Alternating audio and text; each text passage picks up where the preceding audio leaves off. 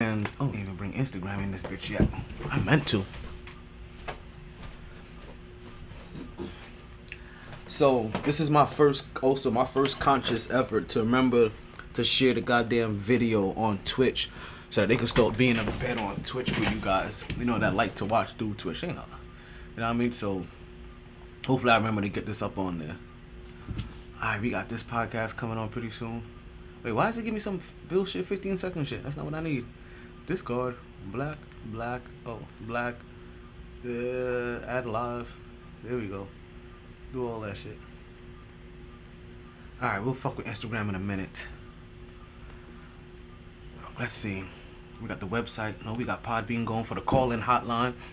We got the website going, mytsports.net. We got the video going, wherever that's on YouTube, Instagram, Facebook, Twitter, Twitch, all that shit. Alright, let's go and get the show started then so that we can give it to the people. Yeah. Still feel like I got way too many goddamn things open. But you know what? That ain't a problem. This is gonna be a solution. Easy one, too.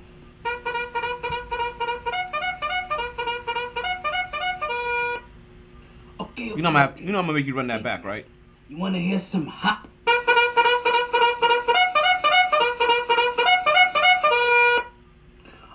Okay. Big man, you wanna hear some hot takes? Let's see how woke you are. You know something about podcasts? Hey, dígame. You kidding me or what, man? I got these 3 drunk uncles with a sports podcast. They say they got fire takes, pure fuego. You find them wherever you listen to podcasts at.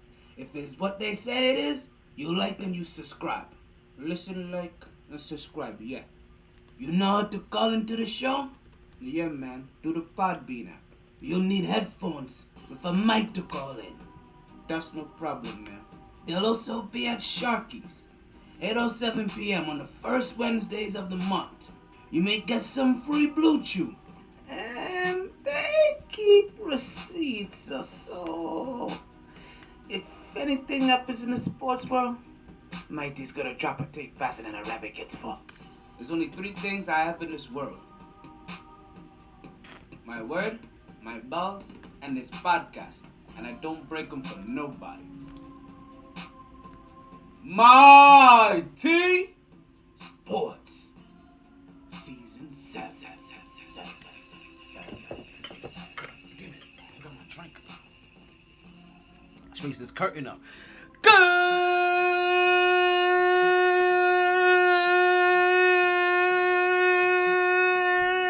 evening, and welcome back to another edition of the MyT Sports Podcast. I am your host, the one and only Talented Montella, a.k.a. the Brooklyn Bosa, a.k.a. Tony Baritone, a.k.a. the One Take Wonder, a.k.a. the Work Hard, Smoke Harder, if you know what I mean. It is another Fuego day in the hottest city in the world, as we're coming to you live and direct from a stone's throw away from, like I say, a pot bang away from Miami, Florida, folks. Yeah, we right down the blizzard. Hope you guys are ready for another big podcast, folks. Today is September. Today is March 11th. They said that we was gonna have highs today of 87. Yeah, beautiful days in South Florida. Lows of 73. Shit is starting to get hot for no reason. This is season 7, episode 74, excerpt 407 of the MyT Sports Podcast. And boy, do we have a lineup for you today. I'm telling you, the jokes are gonna come today. Actually, I don't even know. You know how my phone go. You know how that shit go. And if you're listening, I thank everybody for listening. Whether you're listening on Facebook, Twitter, Instagram, YouTube, Podbean, which Podbean is how we use for our call-in hotline. So if you want to call in and join the podcast, you can always call in by downloading the Podbean app. TikTok, Twitch, anywhere that you can catch the podcast at. Go ahead and like. Go ahead and share that shit. Go ahead and subscribe. Definitely want to make sure that you can subscribe, because anytime that you subscribe and we go live, then you hear that little Bing bong noise. You know what I mean? You're gonna want to make sure you get that bing bong anytime that we go on. Folks, we got a big show to talk about. I'm talking about bing bongs and big show. We got a big show to talk about today. Holy shit, folks. We had a big night in Philly last night, right? We have more NFL moves, more interesting NFL moves, more than I can even think of. We got baseball returning, folks. We got baseball with their big return. Folks, not only have the return, they got a bunch of big moves that they got going on. right? We also, as you know, we're gonna have our Blue Chew promo code. We got support for Russ. Well, I'm not understanding where that movement came from. We're gonna talk about that. We have a Watson update, a big Watson update for you. We got a Dwight Howard story that just came across the wire. Through the wire. You know what I mean? That just came through the wire the last week before we started the podcast, folks. We have all that and more for you just in just moments. But you know what we say here on the podcast? Regardless of the time. Take that, take that, take that. And regardless of the weather. You play to win the game. Hello? Mango lemonade. It's always a good time to talk some sports. So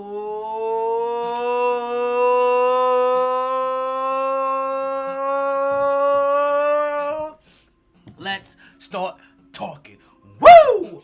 Back at it like a sports fanatic. I don't know why I waste my breath for that shit. MyT. Sports. I got sounders for that. Exactly, you tell them. Folks, but if it's your first time here on the Mighty Sports Podcast, before we get into any of the sports, before we get into any of the minutia, we like to start off every single podcast with a little birthday celebration, folks. It's a birthday party, right? It's Friday night, and you know the mood is right. We're going to get a birthday party going on. But you know what I'm saying? We're going to wish a couple people happy birthday. But if you know us, folks, we don't do the regular birthday song. This is your first time here. Don't worry, it's not a hard birthday song to catch on to. But if you've been here before, and you know what we do here. It's your time to sing along. Hey, yo, DJ... I'm sorry. As my boy Chill Will likes to say. Yo, DJ MyT. Drop that beat. I'm gonna fuck some food up while I let this beat breathe. Yeah. Yeah.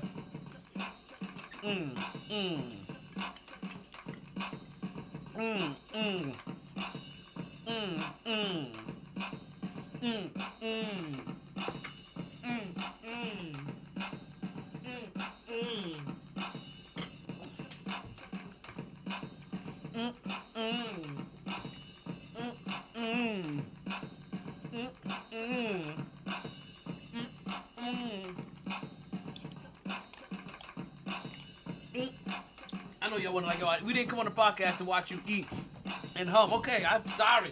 Let's go. 'Cause yeah, it's your birthday. We said it's your birthday. Check it, yeah. Check it, yeah. Because it's your birthday, we sing happy birthday. Check it, yeah. Check it. Oh, we're gonna go around one more time for you guys, right? One more time for you guys. Because for the people that is your first time here, we're like, oh, damn, that actually was kind of easy, right? Were we ready for that? That was a good wait. So, check it, yeah. Because it's your birthday, we sing happy birthday. Check it, yeah. Check it, yeah. Said it's your birthday, yeah, it's your birthday. Check it, yeah. Check it, yeah. Alright, folks. So you know what we do here. We like to give a birthday shout out to everybody that had a birthday since the last time that we had a podcast. And I ain't gonna lie. Like the whole time, this is the first time that we actually posted about everybody that had a birthday. And we had a ton of birthdays this week, right? Earlier this week, we had a birthday for Christy and Matt. You know what I mean? Then on Wednesday, we had a birthday for Bubs. Biggie Smalls died on the 9th. We had no birthdays on the 10th. But the birthdays today, folks, we got 2 birthdays today. And these birthdays happen to be tied into the PPW family that got the Platinum Pro Wrestling family that I've been a part of. For about the last, I feel like, what is it? It's been the last 5 years now? 4 years? 4 or 5 years. 4 or 5 years-ish. Somewhere around there, right? And so the 2 birthdays I have one birthday for Charlie, folks. And if you guys have ever had the great opportunity to watch Charlie, you know there's one thing about Cha. He definitely gets a crowd pop every single time he steps inside an arena, inside of a gym, inside of, you know what I mean, whether we're doing it outside, inside, outer space, in space, between spaces, Charlie's gonna get somebody moved. Cha.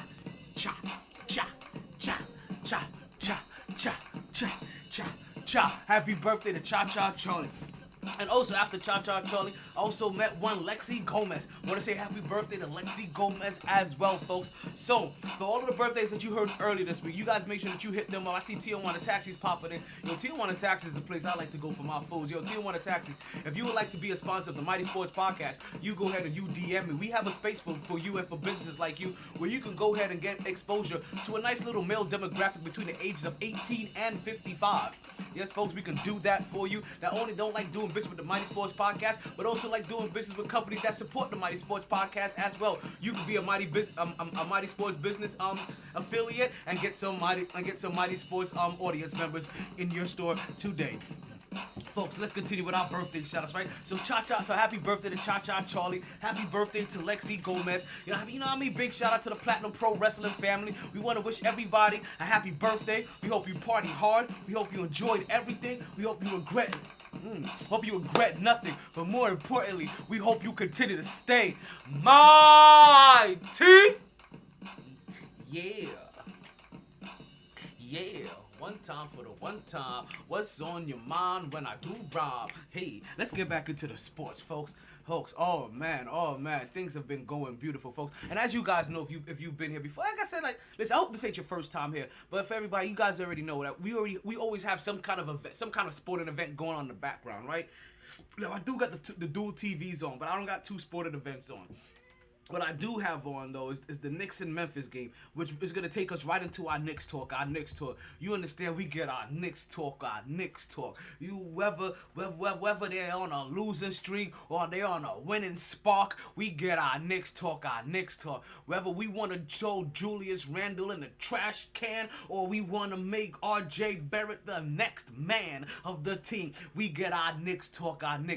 But also on other TV, I'm rewatching Naruto, folks, for all my anime fans out there. Yeah, I'm rewatching Naruto. Got that shit playing on in the background. Just have it going. And I ain't gonna lie, part of the reason why I'm also rewatch episodes of Naruto because I don't have to read it. They're in English.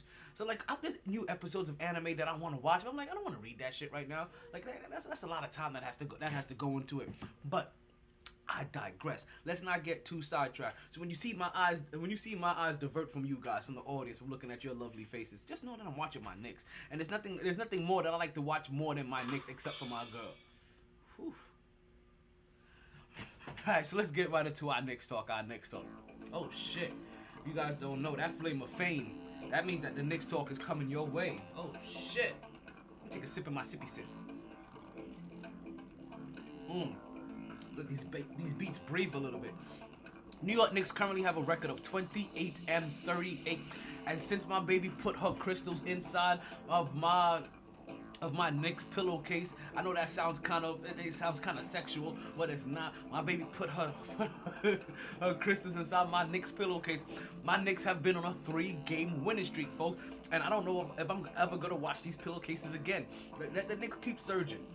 With these Knicks current surgery, we're gonna have some dirty ass pillowcases on the thing. You're gonna see the whole right side of my face just gonna be broken out. But my Knicks will be winning. Just let you know, if you see the right side of my face break out, just know the Knicks are winning. And that's the only reason that's gonna make that shit acceptable. Gonna have my shit looking like the fucking dark side of the moon and shit. You know what I mean? Speaking of the dark side of the moon, let me get a light on over here. Got the right side of my face real looking like the dark side of the moon for reals. You know what? I didn't even have to say a word. My baby hopped right on top of it. Like she about to hop on top of me later on. That's what I'm talking about. Cause I guess that pour some sugar on me. That's why I call her Sugars. Pour some sugar on me.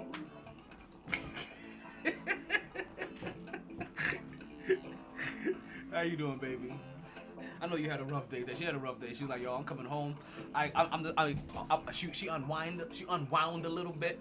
You know what I mean? Took a shower, got refreshed, and now she's just over there, just being the most awesome girlfriend in the world. You know what I mean?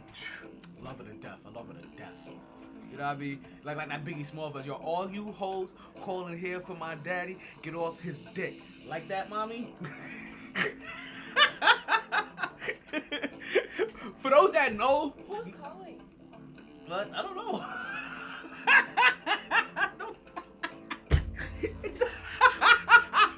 I get it. Because I know this, it may miss some people. I know a bunch of people know this is, but that's also a Biggie Small skit from like his very first album, the Ready to Die album.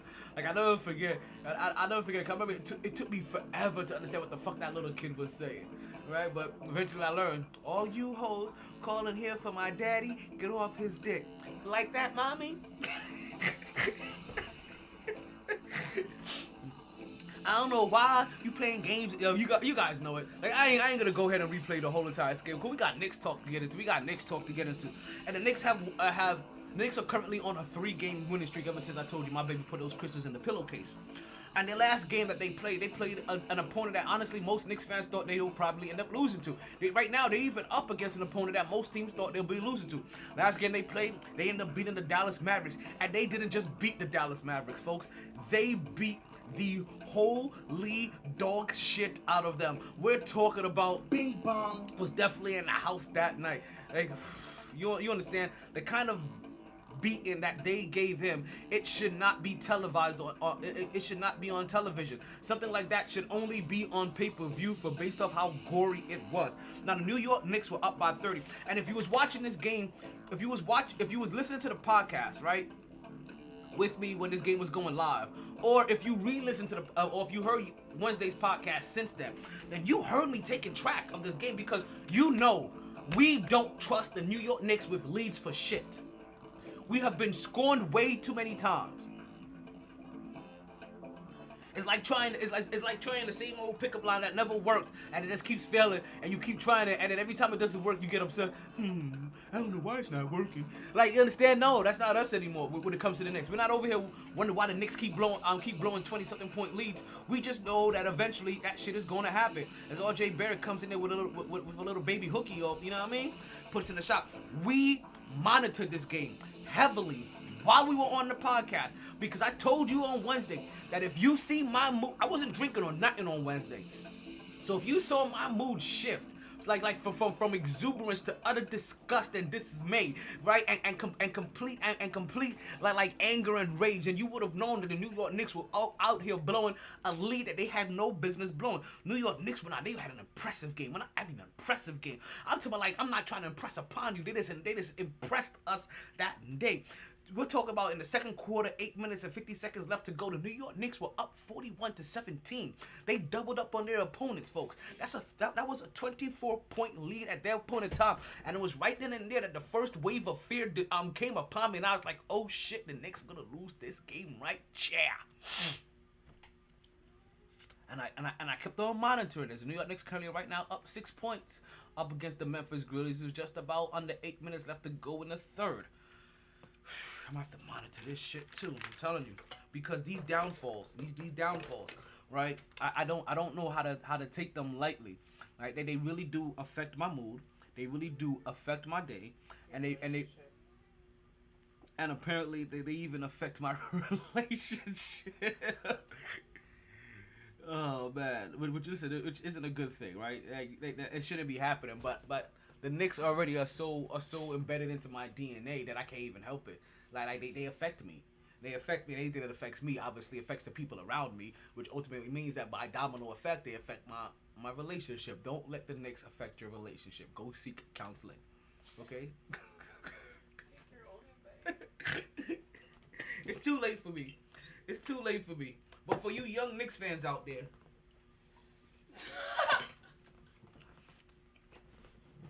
don't let it affect your relationship. Like, if you've been a Knicks fan since the Patrick Ewing days and maybe even beyond before, it's too late for us. We're already scarred. We already have all the emotional baggage that goes along with being a Knicks fan. We can't wash that shit away. There's not enough Erykah Badu songs that we can listen to make ourselves feel better. None of that shit. You understand? We just got to carry devil's bags. But the Knicks have looked impressive as of late. And these are those scary days to be a Knicks fan, right? Because the roller coaster is real. The roller coaster is really real. The Knicks roller coaster ride is really real. You came into this season with high expectations. And for 6 games, those high expectations were met. And it looked like it was going to be met and sustained. But Vegas knew something that we didn't know, and Vegas tried to warn us. But our Knicks fandom blinded our eyes to what was in front of us, and that was for a Knicks letdown. And let down they did. Right? Let down they did. And it got so bad to the point where Knicks fans were calling for Tom Thibodeau's job. I don't hear a lot of that talk being done anymore. They were calling for the younger players to play more than the veteran guys, which everybody thought was gonna be the formula leading into this year.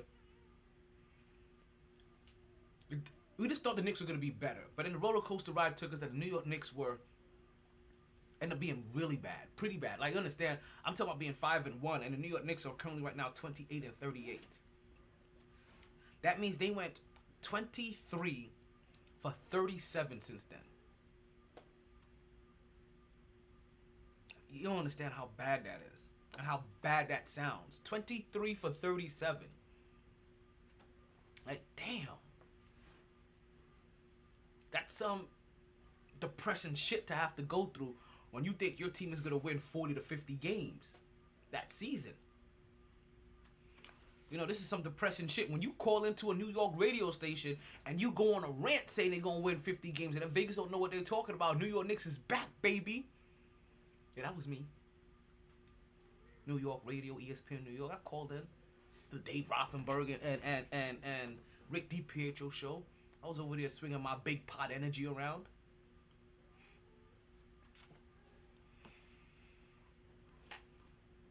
But the Knicks, again, the thing about roller coaster rides, they go up, they go down, they come up again, they give you thrill, anxiety, they give you relief. And for some time, you stop caring as a Knicks fan. You're like, you know what? Fuck them, fuck you, fuck them, fuck you, and fuck this bullshit. I'm done. Joke's on us, right? Because every time that we think that we're done with them, they pull us right back in. And here we are with the New York Knicks with a 3-game winning streak. That's all it took. A simple 3-game winning streak. And the belief is there again. As the New York Knicks sitting in the 12th spot. And I told you, the belief is there because it doesn't matter at this point if they make the play-in game. Where we're at now as a Knicks fan is that the way they play right now could be a direct correlation to how they start off the next season or how they play the next season. This is and we said it last time of the podcast, this is one of those few times where momentum from last season could roll into the next season. That's normally what they call. They don't use fancy words for us like correlation and shit like that. They say momentum. We all understand what momentum is, right? So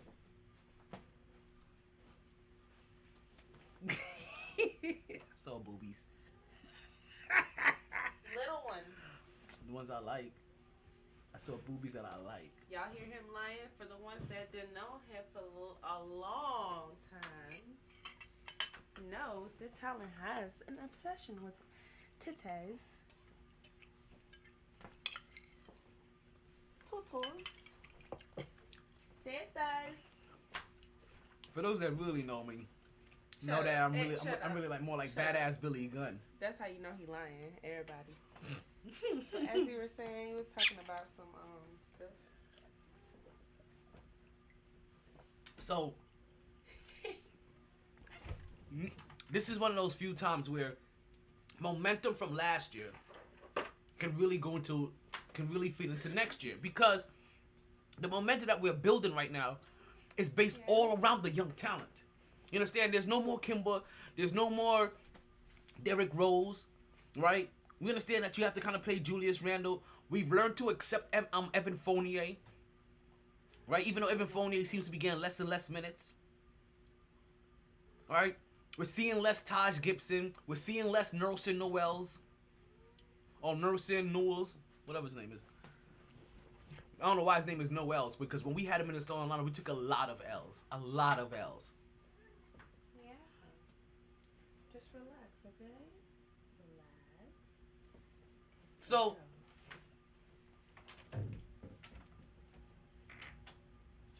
for the sorry, Naruto shit. For the New York Knicks, right? We want them to. We just really wanted to see these young guys play because we knew that these young guys that we had, we thought these young guys that we had could actually. These were the young guys that would need to be on the court to develop. They needed more playing time, as anybody really does. But we had belief in them developing as young guys. Yes. The fuck is all this coming through? I'm trying to figure this shit out my damn self. Who the fuck is blowing me up? Is that you, Go Puff? That is Go Go Puff.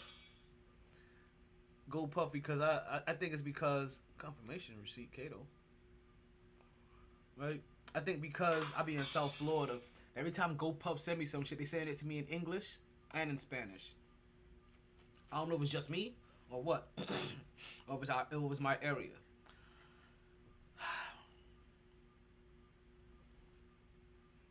So like I said, the roller coaster ride is a weird one right now, because the New York Knicks cannot make the play-in tournament, right, or postseason play. And we can honestly, Ja Morant, was it Kyle Anderson just grab the ball, shit, he ain't travel, no fouls.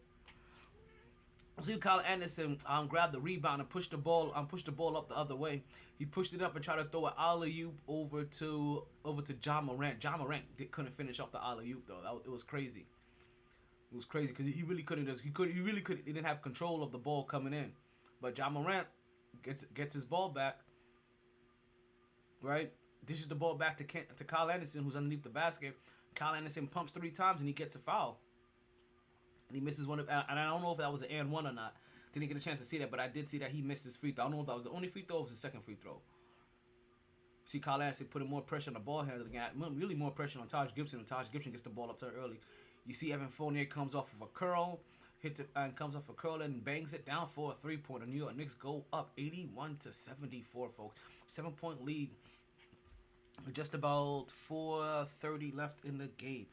I got to tell you, folks, just like the last game, we're going to continue to take notes of the New York Knicks, of this score, just to see like how close, what kind of lead they had, what kind of lead they may have blown, and it's kind of show you here on air just the kind of trials and tribulation, the problems that we have being a Knicks fan sometimes, right? And I feel like every fan has this. But I stated before, the Knicks can finish off this season making the playoffs, making the play-in tournament. And it would definitely be a great thing because we would say like, damn, they played their ass off. It's the tangible, right? Making the play-in tournament, right, or postseason play. That's the tangible results of hard play and buying in and getting better. But I'm telling you right now, the way that the New York Knicks have been playing these last 4 games, including this game right now against Memphis, right? They cannot make the play-in tournament and it still be considered at the end of the season, based off of how low we went. Like I said, it's a roller coaster. We started up higher, and then we came down, and our expectations now came back up here, and we. So we now end up realizing that somebody has some nasty. I keep forgetting. Adams. There we go. Adams has a nasty scratch on his neck. They had to check him out, make sure it wasn't bleeding. Right. So, Knicks fans, these last, where we at? We're at 50. We're at 66 games. So this game is gonna make game 67. So these last 15 games, they are actually real important. We have the opportunity to catch teams like Atlanta, possibly, right? Washington, right? Those guys can be caught. It's just that if the Knicks can play consistent basketball to finish off the season. They blow Dallas out 107-77, folks. Completely blew them out. And what we have been seeing more than lately, right, is that, hey, no. Like, what we've been seeing lately is that you guys don't understand where I'm going. What we've been seeing lately, I forgot what we've been seeing lately. I said it so many, I forgot my train of thought.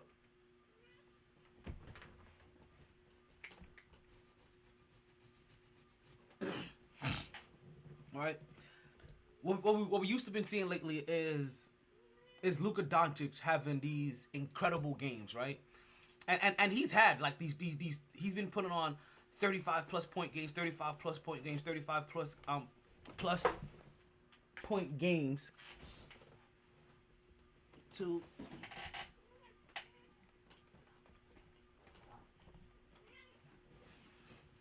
all right, to finish out, like to ever since Kristaps Porzingis has been gone, you've seen Luka Doncic take his scoring up to a higher level, right? Putting up a barrage of 35 plus point games that has really helped propel him.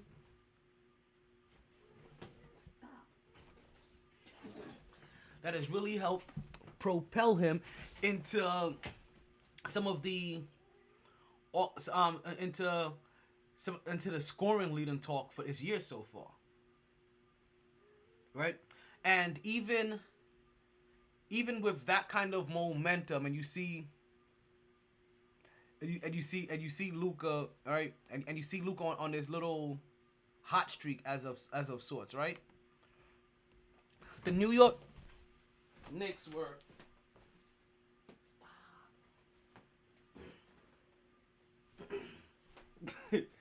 the New York Knicks still found a way through their defense, their intensity, and I'm saying there's something to be said about young talent, right? Because they are playing a little bit harder. They are playing with more energy, right? And that new influx of energy becomes what's infecting the team now. Instead of it being lethargic, the lethargic energy of Julius Randall, or the slowed down pace and energy of Kemba Walker. You know what I mean? Like, that's the reason why even Derrick Rose even probably helped so much last year, is that he has an electrifying style of play that automatically kind of adds to the burst of the team. Those other guys, right? The Fourniers, the Kemba Walkers, right? The Kemba Walkers and someone, and even Julius Randle, right? To even hold everybody accountable.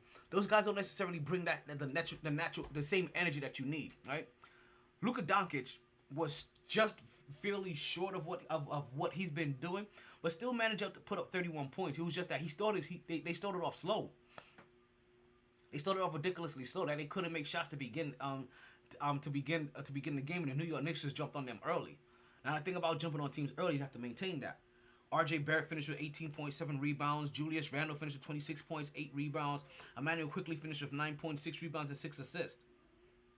I think we even saw Deuce McBride play for like 22 minutes. Only put up about 4 points or so, but you can see his impact on the defensive end of the game, right? Defensive end of the ball, where we talked about this. We see him guarding Jalen Brunson for a good portion of the game. Jalen Brunson goes 3 for 12. Right? All of the other pieces around Luka is really struggling. Like, let's be honest with you. If you take Luka off this team, to be honest, and this team is 40-26, and trust me, they just lost Kristaps Porzingis. Right? Probably like 15 games ago. But you take Luka Doncic off this team, and the Knicks are actually a better team. Like, honestly, if you take Julius Randle and Luka Doncic off of this team, not only do both of these teams look different, but New York Knicks is probably a whole better team than they are. They have slightly more talent. And the crazy thing about it, the Dallas Mavericks have at least 3 players that used to be on the Knicks. It may be down to 2 now. I'm not quite actually, no, it may still be 3. I'm not quite sure with the removal of Kristaps Porzingis where they left them at. I do remember at one point in time it was Reggie Bullock, and then it's Tim Hardaway Jr., and then Kristaps Porzingis, and I also thought they had that small little point guard that we had. Burke, his name was? It was not Alex Burke. One of I think his name something Burke.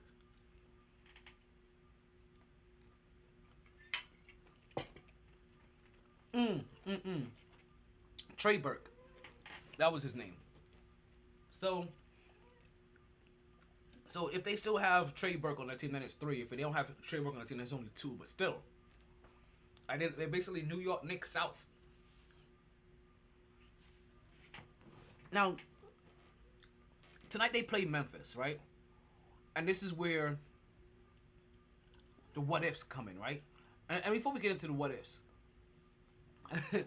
I don't know if you guys saw, if you guys had a chance to see on one of the announcers for the Memphis Grizzlies, as he came in, as all I can say is he came in trying to be Clyde Fly, right? Of where, ooh, nice job by Emmanuel. No, RJ Barrett, another one. I'm not quite sure if that was the end of the quarter of Memphis Grizzlies had to take a timeout. But that play looked like it was a nice little mad dash. Because right before that, Evan Fournier came and hit another 3-pointer from the top of the key.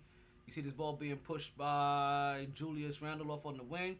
Give it up to RJ Barrett. RJ Barrett gets a nice little bucket before the quarter ends. Going into the fourth quarter, folks, the New York Knicks have a 10-point lead. I gotta see if that was 91-81 or what. It must be 91-81. Something like that. So now to take on, so the ring announcer for Memphis tried to do what I call, he tried to beat Clyde Fly, right? He put on a jacket suit combination, yet 91-81 Knicks. Put on a combination that, as we know as New York fans, right? As Knickers, we know that Clyde, that Clyde Frazier, that he likes to.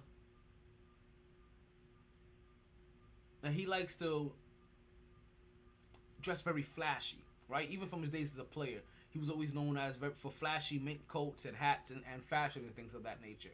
And then he became an announcer, and he's always been known for wearing some very unique jackets or suit combinations, right? I like to call a lot of that stuff that I wear like Sega Strong, but it also could be Clyde Fly as well. And I'm gonna start making sure I give some of that credit to Clyde as well. So you guys, as I only could describe it as the broadcaster trying to be hashtag Clyde Fly, right? And he failed. He just happened to be a failed attempt. Ooh, shoot! Did he miss that? Folks, man, it looked like the New York Knicks had a fast break. Ooh, this is some. You have to see what just happened here. New York Knicks had a fast break, right?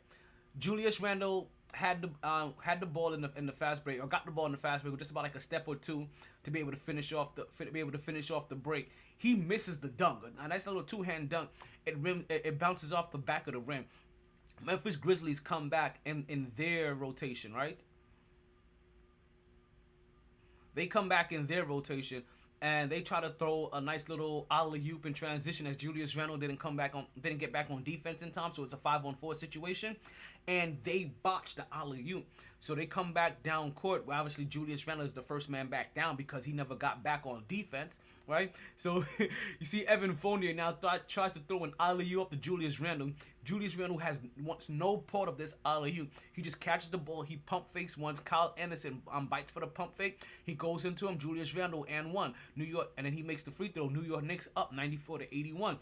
And we just see John Morant come down the lane all wild and willy-nilly, and he ends up missing his shot. RJ Barrett gets the ball back, and he misses, and on the fast break, he misses his as well. The ball goes around the rim a couple of times, and the New York Knicks get a tip-in twice. One missed, get 2 tip-ins, I should say. The first tip-in missed by Mitchell Robinson, but that one rims out and is recovered by Julius Randle, and he gets rewarded for the points. New York Knicks up 96-81. And Memphis Grizzlies guard Ja Morant, he decides to take the ball, slows down their offense. They've been a little fast paced and out of control their last couple of possessions. You see him take his man off the dribble, elevate into the air, switch up directions, and makes a nice easy scoop at the rim, folks. You see Kyle Anderson play defense on Julius Randle's long 3-pointer as he runs all the way back down the court for a cherry picking deuce. New York Knicks up 96-85. Timeout, New York Knicks. 29.3 seconds left to go in the third. I ain't gonna lie, I thought the fourth quarter had started. Wagwan, Shugs, Wagwan. Let's let's do this test right here. Like, can you hear me, Shugs? Can you hear me? I never know what's going on with Podbean. Podbean has its own mind. Like, it be making up its own shit. So, this game, right, is part of the roller coaster ride with Memphis, right? It's part of the what if. Because if they beat Memphis now, you realize that on this 7-game road swing that they've had, right, they would have lost their first 2 games, and then it would have been them winning their next 4 on the road, beating. I know one game is against Sacramento, but then another game is against the LA Clippers, and another game is against the Dallas Mavericks, and then this game would be against the Memphis Grizzlies. And that's a nice little win streak, or a nice little win streak to have, or a nice little series of wins to have against these opponents. It's good on my end. Thank you, baby. Appreciate it. Love ya. Love you with all my heart. All my heart. My heart.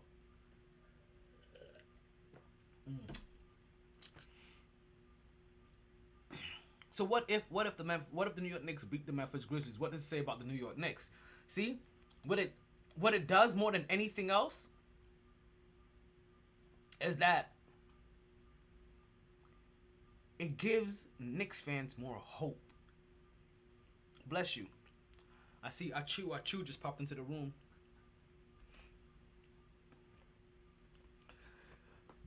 It gives Knicks fans more hope, and then obviously it makes us more rampant. Or more rapid. More rampant?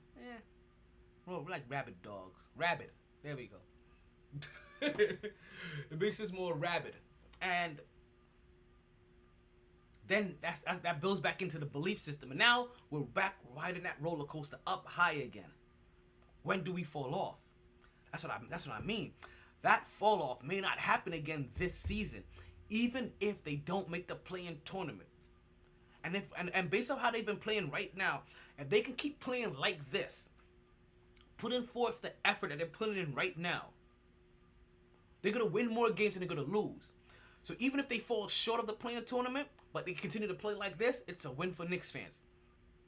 If they make the play-in tournament and they lose in the first round, it's a win for Knicks fans. You understand? As long as they keep playing like this, it's a win for Knicks fans. What they couldn't continue doing was playing how they were playing.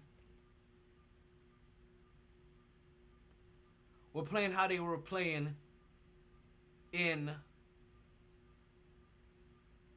the middle of the season, when they were still trying to squeeze all of the juice out of their vets. Your vets are juiceless. I'm sorry. They look like lemons after all the juice has been squeezed out. You all know what that looks like. That's what these vets are now. You can't squeeze shit out. They don't have no more juice. All you're doing is rubbing pulp at this point in time. You're rubbing used up pulp, and used up pulp basically relates to used up cartilage and knees. You gotta give those guys a rest. They're done. Let's put them into the pot and let them marinate. And let them just add to the flavor. Now, let's talk about a rumor that I heard. Again, brought up today about the New York Knicks. And of course, it is being brought up by one Brian Bad Blowjob. I'm sorry, not Bad Blowjob. Brian Windhorst. I'm sorry, because when I get wind, that hurts. That sounds like a bad blowjob to me. Right? But that blowhard cock, LeBron James cocksucker of a reporter and analyst and flapping head, Brian Windhorst. I heard him in, once again, a conversation involving the New York Knicks and a trade talk. And I'm telling you right now, anytime this guy talks, I absolutely hate it. There's not a lot of voices that I truly absolutely dislike when it comes to my sports. We all know that Reggie Miller is one of them. Right? Tom Brady is probably another one. Brian Windhurst is 100%. Ooh, that's good. The other one as well. When he talks, I can't stand it whatsoever. It makes me want to throw up.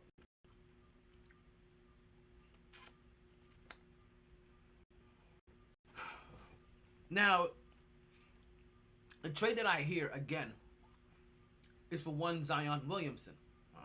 See, if you've been here to this podcast before, you already know what kind of trigger that is.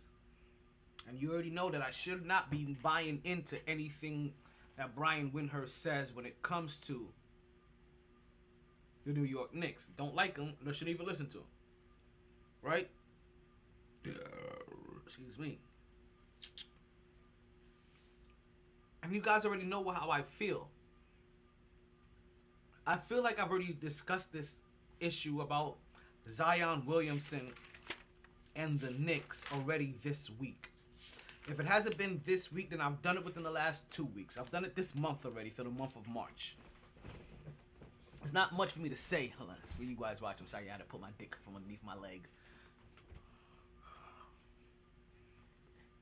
There's not much for me to say, right? So I'll tell you what they said. They asked, what would it take to get Zion over to the Knicks? And as you guys already know, I don't want Zion on the Knicks.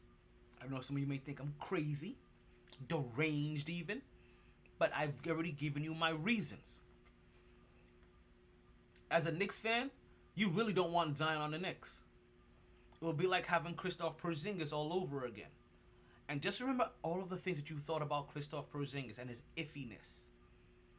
And I'll apply that to Zion Williamson, the number one pick in the draft. And tell me how he's going to be received and how you're going to feel about him. Doesn't matter if his two boys are here. Especially when he can't play with his two boys. Because from what I've heard, for this draft, to get Zion to the Knicks, which I don't understand why you would want to do that, the talks start at RJ and 4 number ones. I'm going to let that do its beanie man for you and simmer. And when that thought process has pulled around your brain and its beamer, then we'll continue talking. But just so we don't have dead air on the to limit as much dead air as possible on the podcast, right? They said those talks were going to start at RJ Barrett, which is where they lost me already.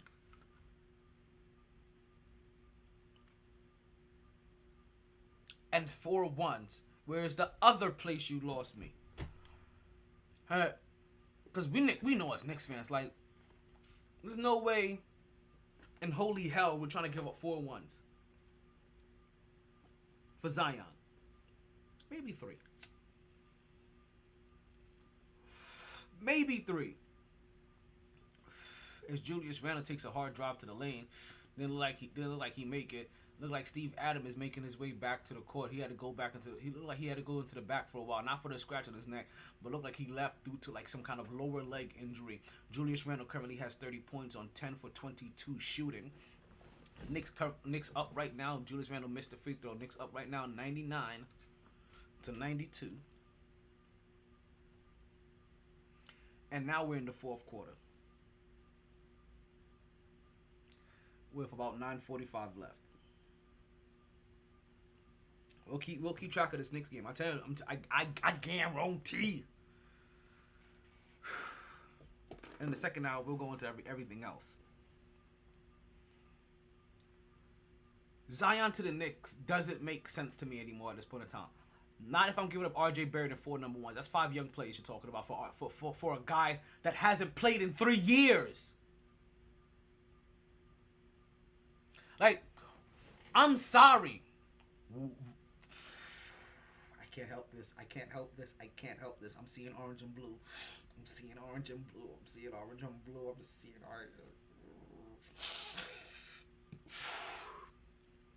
Why in the hell would you want RJ? Why the hell would you want Zion Williamson at this point in time? Especially if you're talking about giving up 5 young players.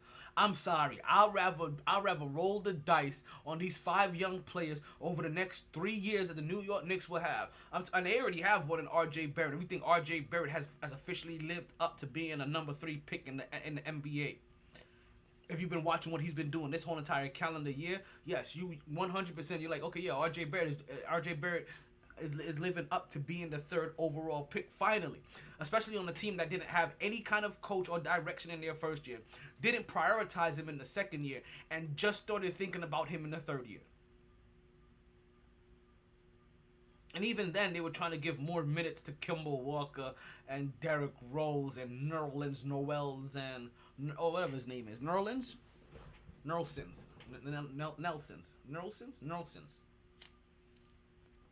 And Taj Gibson, as they're trying to find minutes for those guys. Alex Burke and Evan Fournier. Go look up the meaning of Fournier. I think it's him. I think it was Fournier that had the weird last name. Go look up. It was me. Go Google the word Fournier. Right? That's Evan Fournier's last name from the New York Knicks. So go Google that shit.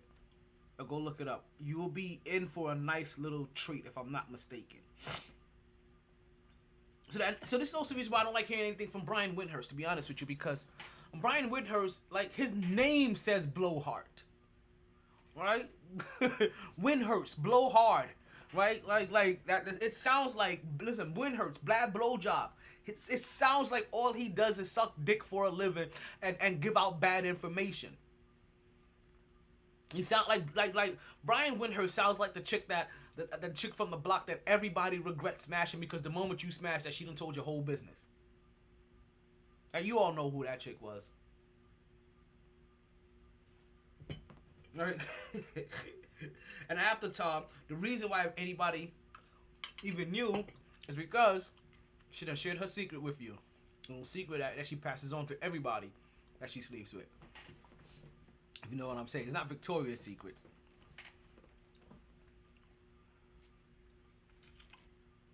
So, nah, I don't want to hear it. I am not here for the Zion talk. I'm not here for Zion trades. I'm not here for the Zion moves. As they're highlighting RJ Barrett right now as well, as you see him with plethora of finishes at the lane. They didn't show his numbers or what he has scoring wise so far. I'm pretty sure we'll get those numbers in just a bit. You see Julius Randall working, doing what he does. Dribble. Spin move, pump fake, shot, and god damn!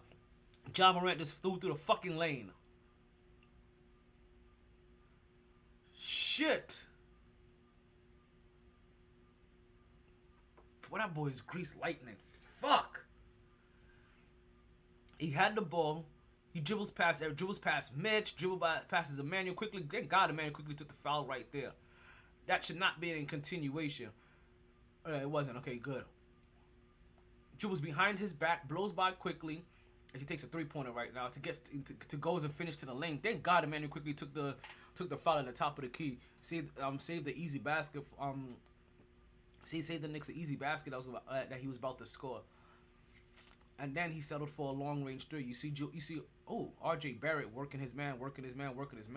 He drives to the lane, gets a scoop underneath to Mitchell Robinson, and Mitchell Robinson gets blocked at the rim. He got clobbered and fouled. But folks, he was at the top of the rim. You see Ja Morant come back down the court again, pull the same move, come underneath, go behind the back, and folks, but this time he gets held up and he has to pull the ball back out, and he resets, gets it over to his man number 46 who drives to the lane, double clutch, and he gets the basket. Knicks 99-96. 8 minutes to go in the quarter, folks. We have a nice close game, and the Knicks are playing it well. And folks, Emmanuel quickly off the pick.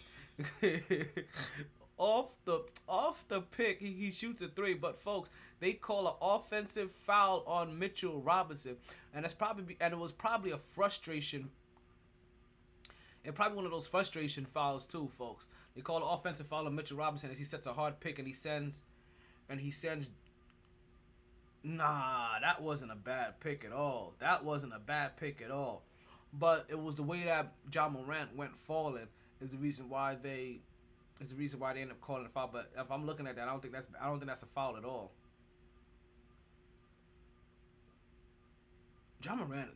You can see the intensity of this game picking up. I ain't gonna lie. I'm kind of inclined to want to stop this podcast right here and right now so I can watch the last 8 minutes of this game in peace and with sound on, because you're starting to see the intensity of this game starting to pick up. For both teams, for the New York Knicks and for Ja Morant, as I say, both teams. But what always happens is that you see Ja Morant explode on this team. He literally shoots out of the screen. And if you're the New York Knicks, I understand that right now we're talking about Ja Morant, we're talking about R.J. Barrett, and we're talking about Zion Williamson, who was the number 1, 2, and 3 pick of their respective of the same draft, right? What was that, 3 years ago in 2019, as Ja Morant just airballs a 3-pointer, folks. Knicks still up 99-96 with 7 3/4 of a minute left. So I'll end up talking Knicks until the end of this podcast if I don't shift gears right now. So let's go ahead and drop another segment into the drop zone for us real quick. You know, I thought I had that somewhere. I still feel like I have one too many motherfucking screens open. I ain't gonna lie. Like, that thing just looks weird. Oh, you know what? There it goes. There it goes. Now I'm back. I'm back at it. All right, so let's go ahead and switch gears. And let's talk something very interesting, all right? Let's talk about a league that we weren't sure if they were going to be playing games this season. Or we weren't sure when they were going to be playing games this season. Let's go ahead and load that up. Let's go ahead and drop another topic into the drop zone. All right? Baseball is back, people. Baseball is officially back. And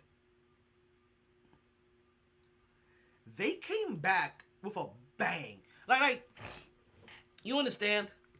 It's one of those few times where you're like, what? You normally, you may not even really realize what these guys are fighting for.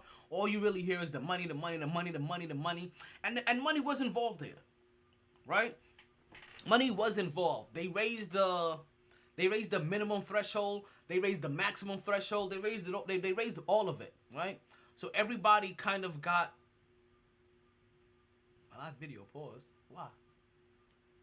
Everybody kind of got a little bit of what they want, and some people didn't get what they want. So there was give and take on both ends, but a lot of things happened. So they've called off the lockout, right? Right? They call it the lockout, and Memphis Grizzlies have officially taken the lead, folks. With 6 minutes to go, 6 minutes left to go in the game, right? It is 101 to 102 in favor of Memphis. Don't know what's going on here on Instagram. Instagram doing its own thing right now. But baseball is back. They're set that they've suspended they've canceled their lockout, and they are officially gonna start on April 7th, right? Can we like, you know what though? Could this honestly should be a Love to see it segment of the week. Give me that shit. Love to see it. Love to see it. right? This is definitely, I love to see a segment of the week. The fact that baseball is gonna be back, because honestly, baseball was in a phase where we were like, you know what? We don't give a fuck about you enough for you to not be playing. And if you do keep canceling games, and they were canceling the first set of, they had canceled like the first 10 games or so, right? And we were talking about losing games where they were gonna try like this new thing with Alex Rodriguez and the voice of the Yankees, Michael K, which I wasn't gonna watch because I don't fuck with Alex Rodriguez for shit. You know what I mean? But half off breakfast for March Madness, and $1 Dave singles at Wendy's through the app. Oh shit! So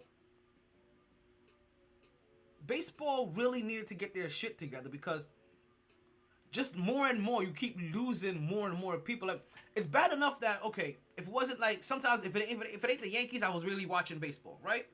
The big matches that baseball have, I'm not seeing. That's on the register. There's other things going on at that time. And this podcast, we generally don't air during baseball season either. So, there's going to be a lot of baseball that wouldn't have been missed. Would have found a whole bunch of other things to occupy my summer. The Big Three, the Olympics, soccer. You understand? Other things to try to fall in love with. Like, this is March Madness. We got the tournament going on, all kinds of shit. Like, fuck you, baseball, if you don't want to come on right now. But they came back, and LeBron James' 8 assists from becoming the first player in NBA history with 30,000 points, 10 rebounds, and 10,000 assists. I'm telling you, LeBron James, these next 2 years, we're gonna be on massive LeBron James watch, and it's crazy. It's crazy. We're gonna talk about a little bit more about LeBron James later on the podcast.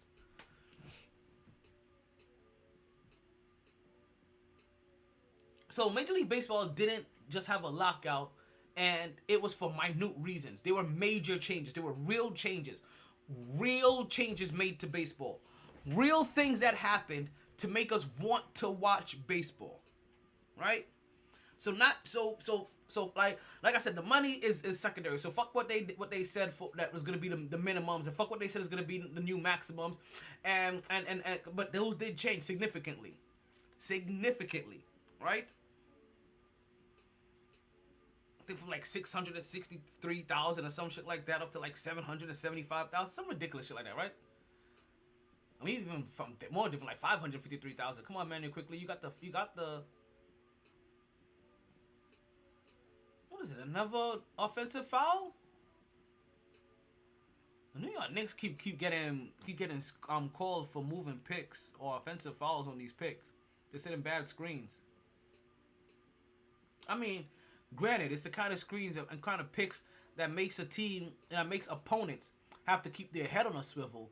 But in a one possession game when the Knicks are up 104 to 102, and they could have possibly been up 107 to 102 to make this a 2-possession game, right?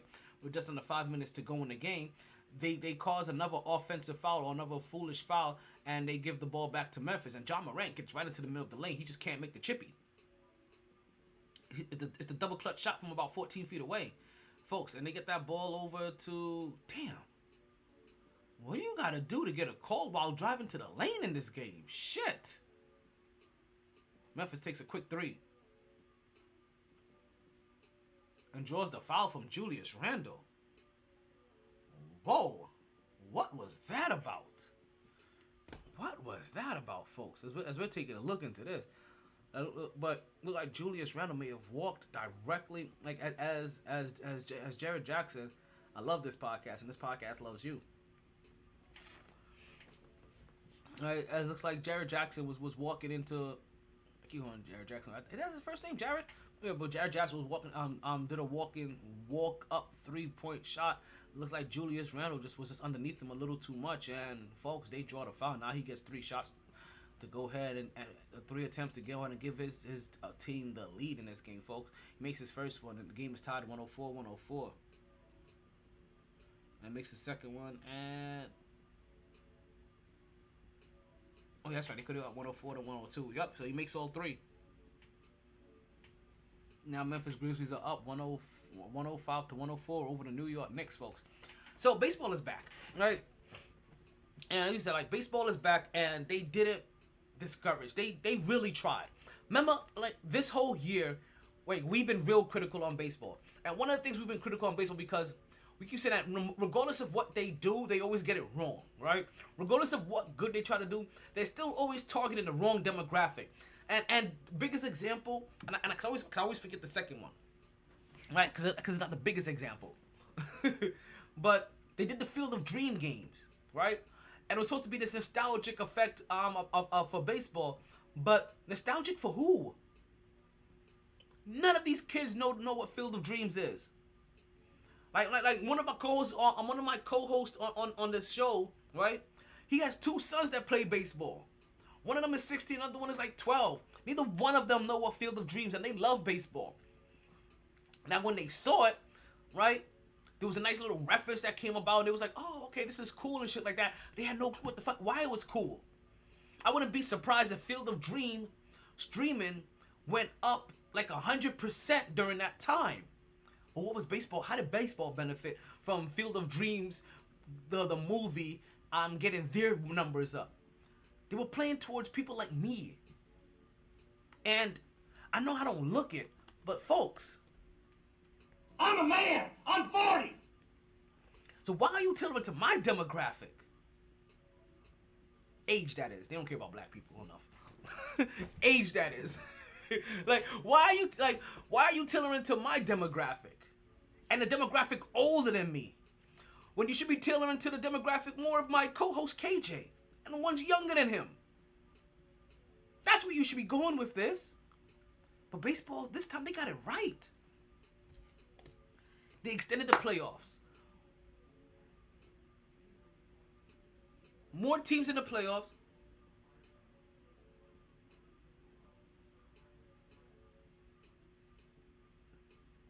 More teams in the playoffs, meaning that less teams have an opportunity to tank.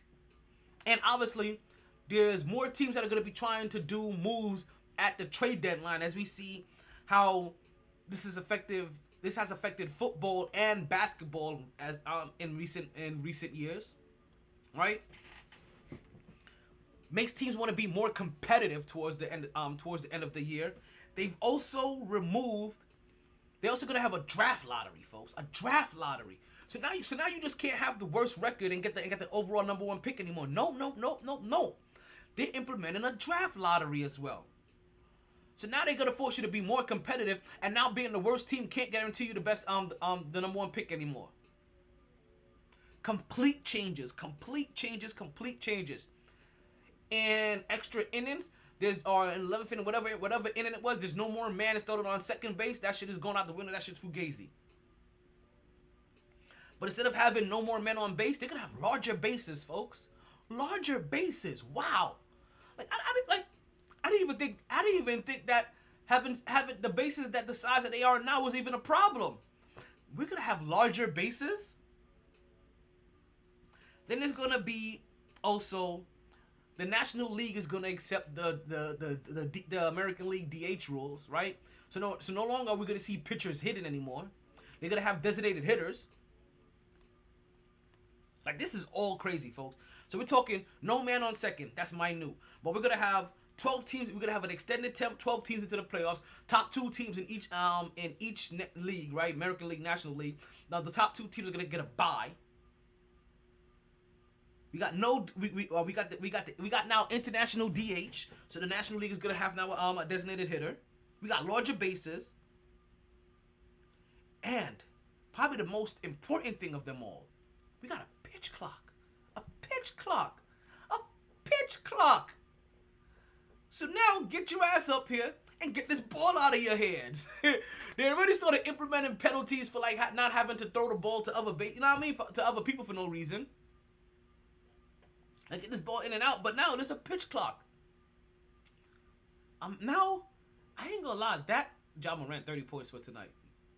And they're currently up 109-106 against the Knicks with just about 2:50 left. So, let's get this. Excuse me. Shit. And this was what, 106 to 109. Look like Memphis is gonna try to give this game up easily at all, right? So that's a complete overall. And did I also mention that? I'm sorry, I keep forgetting to mention that there's gonna be no shift. There's gonna be no shift either, right? You can't shift your whole defense to go. Which I'm gonna tell you something, right? Again, it's about speeding up the game and about pace of what you see happen here, right?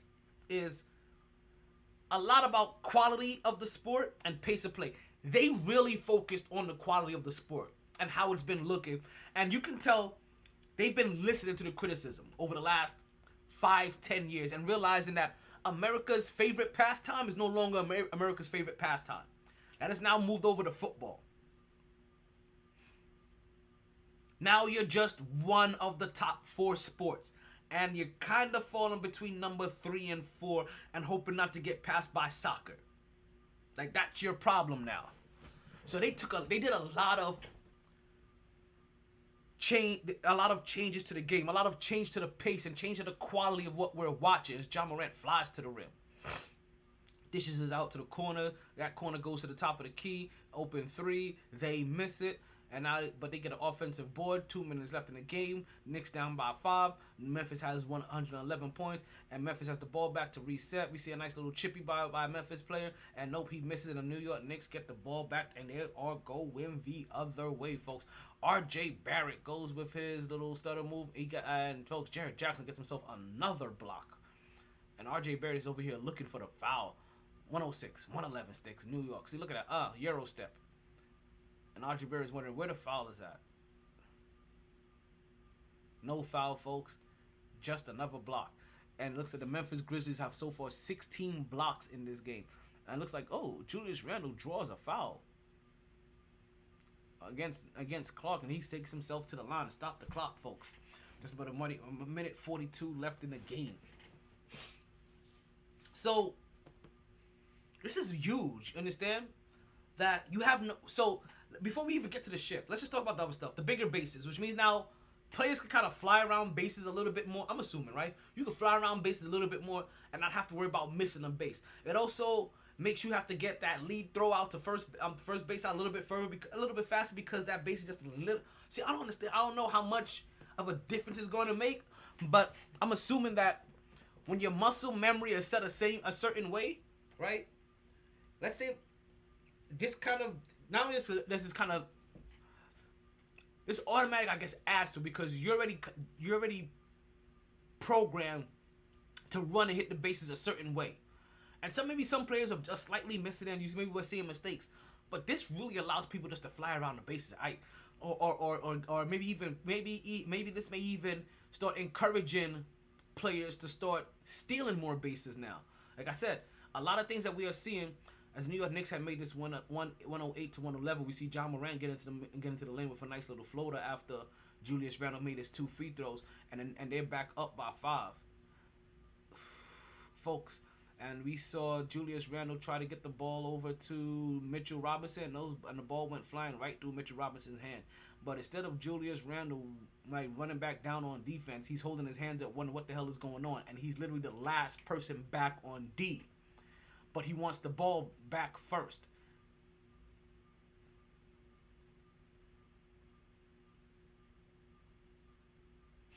Julius Randle is such a frustrating player to watch. I'm telling you right now, he is such a frustrating player to watch. I can't wait till the Knicks get rid of him in the offseason.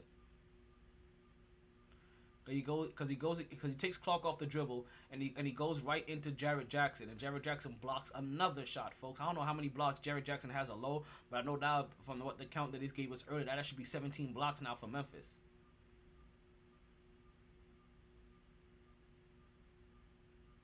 Jaren Jackson. I don't know what I was calling him. Jaren Jackson, the junior.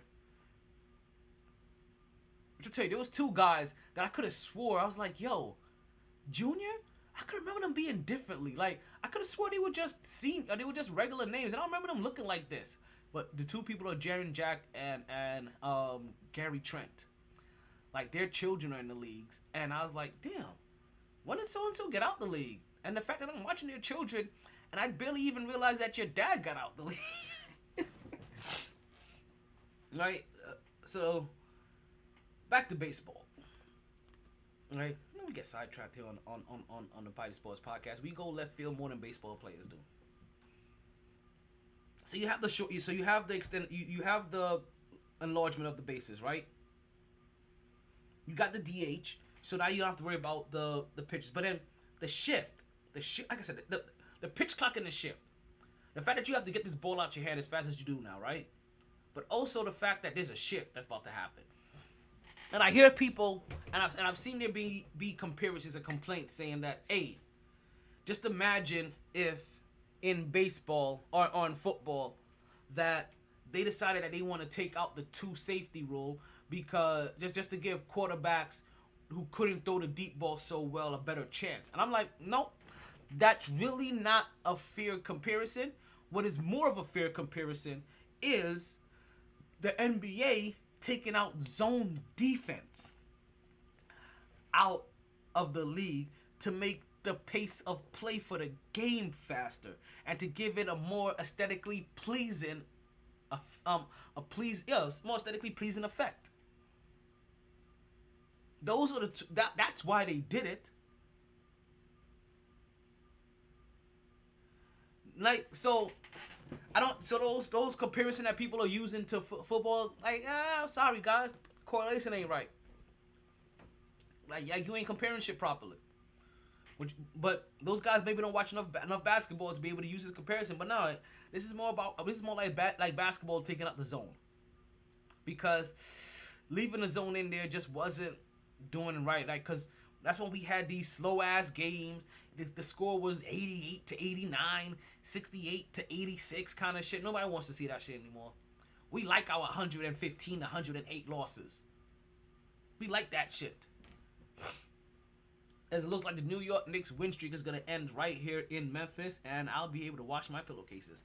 But I ain't going to lie, I'm going to wash them. And I'm going to put them rocks right back in there. Because if the Knicks can play 75% basketball, right, for the rest of the season, and we're talking about 16 games here. So for the next 16 games left, you're telling me that the Knicks go 12-4? I take that. I take 12-4 over the next 16 games, because 12-4 may just sneak you into the playoffs or into postseason play. 12-4. Because that means you just need Atlanta or Charlotte to do what they've been doing this whole season. And that's been playing less than 500 basketball. Charlotte Hornets right now, out of their last 10 games, they're 3-7. Atlanta, out of their last 10 games, is 5-5. In the last 12 games, 15 games, I should say, 16 games. If Atlanta Hawks right now, who are 31-34, right? So they have exactly 17 games left, right? I think are they playing tonight?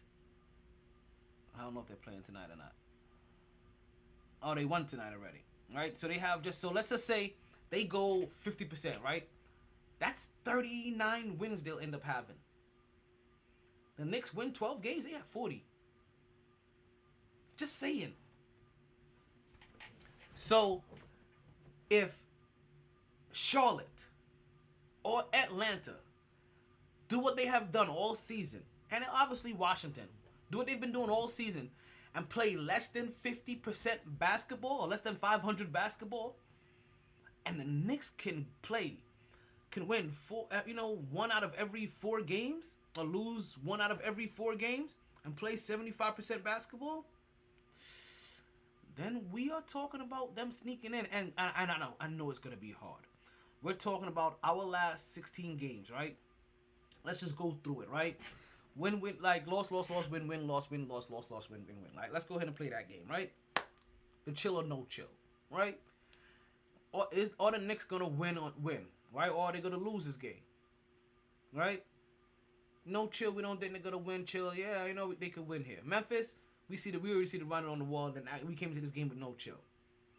But let's start with Brooklyn. Brooklyn, no chill. Right? That's already one. Let's I want to keep track of this, right? That's already one in the loss column. Then we play Portland. I'm gonna take Portland as a win based on Portland struggle, right? Washington, we kind of need that win, and so I'm gonna say that we get that win, and also there's no Kristaps Porzingis, so we get 2. Right? Then we play Utah, that's probably going to be a loss. But then we play Atlanta, I'm going to take that as a dub. We play Charlotte, we're going to take that as a dub because we need to. We need to play Miami, that's going to be a loss. We're already going down the wrong path here because we really only could lose 1 more game here. We play Detroit, that's a win. We play Chicago, that's a loss. We play Charlotte again, that's a win. We play Cleveland, that's a loss. We play Orlando, that's a win. We take Brooklyn, that's a loss. We play Washington, that's a win. We play Toronto, that's a loss. So that's 1, 2, 3, 4, 5, 6, 7 losses. Knicks are out the playoffs. 1, 2, 3, 4, 5, 6, 7, 8 wins. I have the Knicks going eight wins and 7 losses. And if they go 8-7 over the next 15 games, then the New York Knicks will not be making the playoffs. I'm sorry. It'll be a nice little run. It'll be a nice little experience. But what the New York Knicks have to do, they have to find a way to win 12 games. They have to find a way to honestly win 3 of those games that I said were losses. And win every single game that I said was a win, obviously.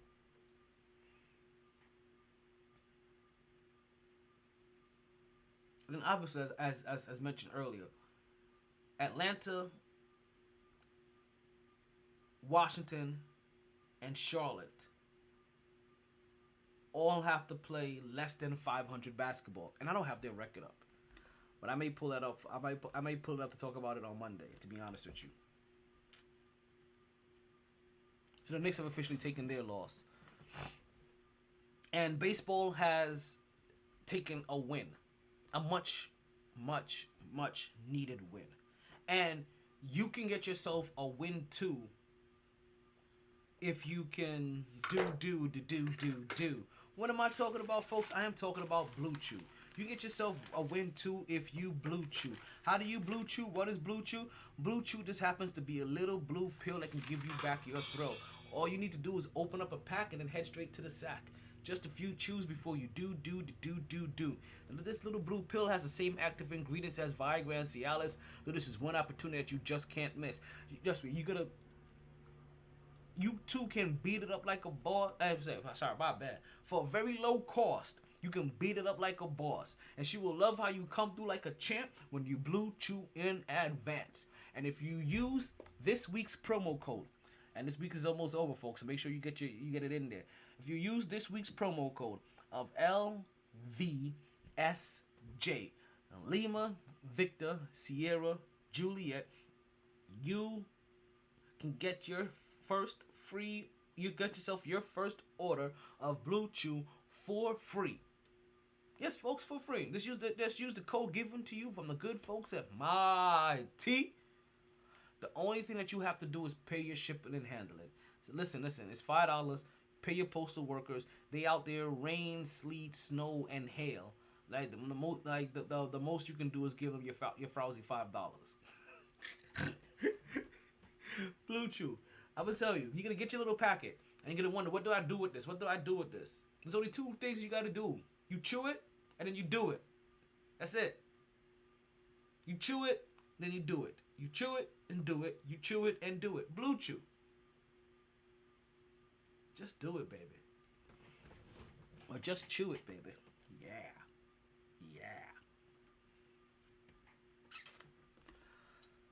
Let's go ahead and drop another bomb somewhere, right? And let's hit it. Let's go ahead.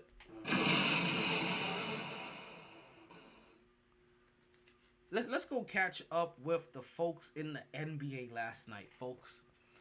Because the NBA last night, they had a nice little doubleheader. They were showcasing 4 of the biggest teams in the league. So 4 of the biggest stars in the league. We had Brooklyn with Kevin Durant, Philly with Joel Embiid, Golden State with Stephen Curry, and Denver with Nikola Jokic, right? Nikola Jokic, right? So we had a nice little showcase, and like a lot of former MVPs in last night's programming, and possibly even one future MVP as well, right? Now, the first game of the night was supposed to be this Brooklyn versus Philly game, right? And this is the game that is circled for a bunch of different reasons. Brooklyn and Philly, one of the 2 best teams in the league, right? Philly, one of the best teams in the East, period. Brooklyn struggling, working their way up. Right now, is Brooklyn right now, the players will start today. They'll be in the play-in tournament. But this is a game for a bunch of reasons. Not only because these guys can also possibly meet each other in the playoffs. But you already these are 2 teams that just did a massive trade for each other, all right? And in that trade, you saw two big superstars being moved around, one James Harden and one Ben Simmons, right? Among as well as a bunch of other ancillary pieces like Seth Curry, right, and some other guys.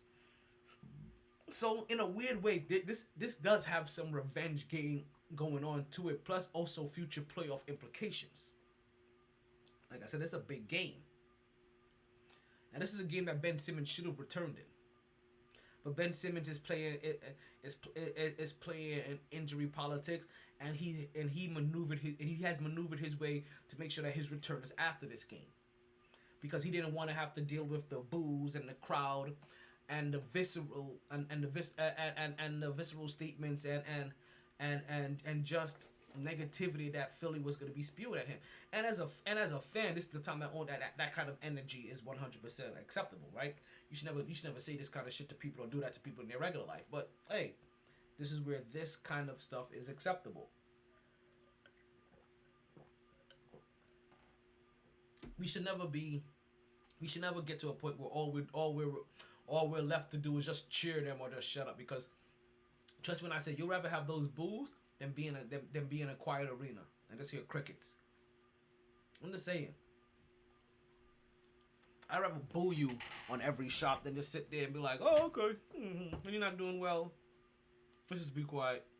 Because I'm telling you this right now, there's nothing worse than they're quiet in a home arena. And you don't want them quiet in us, but let's continue. The boos came out for Ben Simmons and they came out early, right? And they came out early and they also kind of stopped early. And they stopped early because of one simple thing. Ben Simmons isn't playing. So I get that Brooklyn blew out Philly 129-100. It doesn't really matter to me, right? And it doesn't matter to me because it wasn't you. You didn't blow out Philly. You didn't contribute. You weren't with your people. You weren't with them shooting in the gym. No, that wasn't you. That was Kevin Durant and Kyrie Irving. They went out there and they fought your battle. That. Your big brother had to fight your fight against your equal. So now you see Ben Simmons as he's getting booed. He's laughing it up and chucking it up, and all of a sudden he's over here now carrying himself as if you are a participant in why the crowd is silent. As if you are a participant in beating Philly, in beating 76ers, in beating Joel Embiid, in beating James Harden. You are a participant in James Harden's struggles. You participated and celebrated as if you had anything to do with what we saw on the court, or the progress, or the positivity that was portrayed by Brooklyn. So then I'm telling you right now, Mr. Whack Prince of Philly, it's not easier coming to Brooklyn. Because I'm going to tell you this.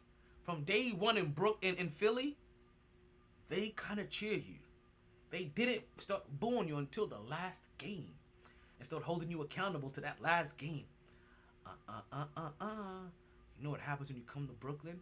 You're going to have those expectations from day one. And we ain't going to let you get away with little petty bullshit. We ain't going to let you come out there and stick your chest out and stomp your feet as if you had anything to do with what we just seen or saw. Seen or saw. Nah, B. You sat there and you did exactly what I did to get that win. Absolutely nothing. You got just as many minutes as I did. We made just the same amount of shots. Shit, I even took more jump shots than you, to be honest with you.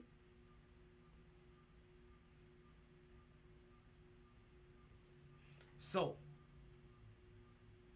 you think that you have overcome, or he thinks that, oh, now he has at least heard the Philly crowd and heard what they can and heard what they're going to do and what they're going to bring out, right? What they're going to bring. And he feels like, oh, okay, I can get through this now. I can get past this now. Because, see, you know what didn't happen? You didn't get booed every time you touched the ball. You didn't get booed every time you were on the court. You got booed when they first saw you. You got a little bit more booing in the beginning. And then they had to focus on the product on their court, and that's their team getting blown the fuck out. And then that's New Yorkers would do, Philly fans did, and they started booing their own team. But that don't mean the next time that you come and play, that they're not gonna boo you. You understand? All you did was prolong the inevitable. And lucky for you, you got Kevin Durant and Kyrie over there to cover your back and get yourself and get that team a nice little win to make you feel confident that, okay, you know what? Maybe I can help them do this too. But it's gonna be different. And we still can't wait. Because it's going to be different now when Joel Embiid runs a pick to ISO you on him. And he works you down low. And he draws that, and he always starts drawing those fouls on you because you're too small. That's going to be different. Now when you are the point and you bring that ball up, now those boos are lingering the whole time. Every time. This isn't just going to happen this time. This ain't just going to happen the next time you play. This ain't, if you guys meet in the playoffs, this ain't just going to happen in this playoff series. No. Even if Philly manages to beat Brooklyn, which I don't think they're going to do, which is going to help add to it, you, Ben Simmons, are going to get booed every single time.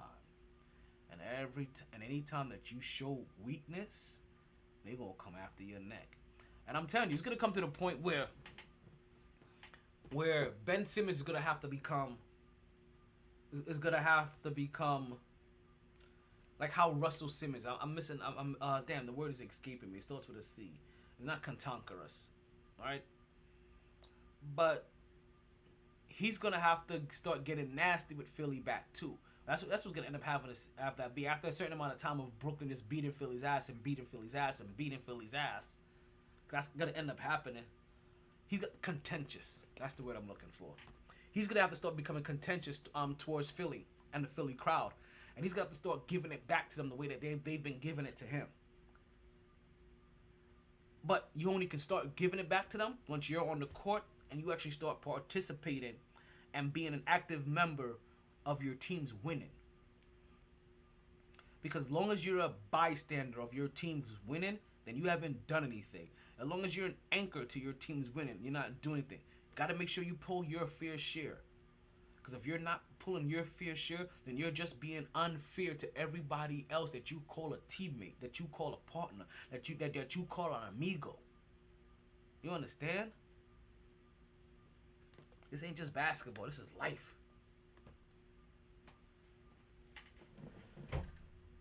So the revenge game kind of happened, right? But it didn't happen. Kyrie Irving went off. And like I said, they were personal revenge game portions of this. Brooklyn wants to beat Philly because they're just technically they're a higher seeded team. Steph Curry wanted to show like, yo, you guys got rid of a real asset here. And look, I'm in an offense now where I probably had more freedom than I've ever had before. And he comes out, he drops 24 points. I told you already. Having one of the Blood Splash brothers, right? Having one of the Blood Splash brothers is a benefit for New York, especially in this kind of offense when he can now go all out and not have to worry about so many organizational restrictions when it comes to running the offense. Kyrie Irving drops 21. This is a personal revenge game because we heard the rumors already. The moment James Harden left, we heard the rumors. They went one-on-one about 100 times. Kyrie Irving busted his ass like 93 out of those times and then called him trash. So we knew that was going to be a personal matchup. And what happened? Kyrie Irving looked like he could play that. He may not play a lot of defense, but he could play defense on James Harden. He could play defense on Stephen Curry, kinda.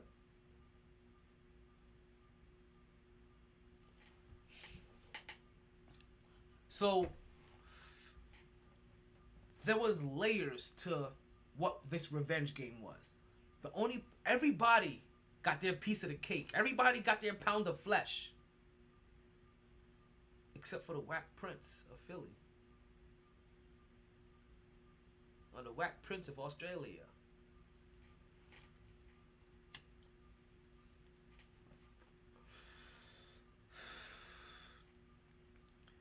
We still got to see how he performs. But one thing that he was able to see, though, as a basketball player, he was able to at least watch and see about how they went about picking apart his former team. How they exploited his former team's weaknesses. He was able to see that firsthand. And now when they all come and take the court together, maybe that gives a little bit of confidence. Like, hey, if I can do this, we can do that, we can do this. We'll beat them. But cause by the time they play again, he would have gotten his momentum. He would have gotten in momentum. He would have hopefully gotten some of his mojo back. You know what I mean? Got a couple of Fosters in him and be able to go out there swinging.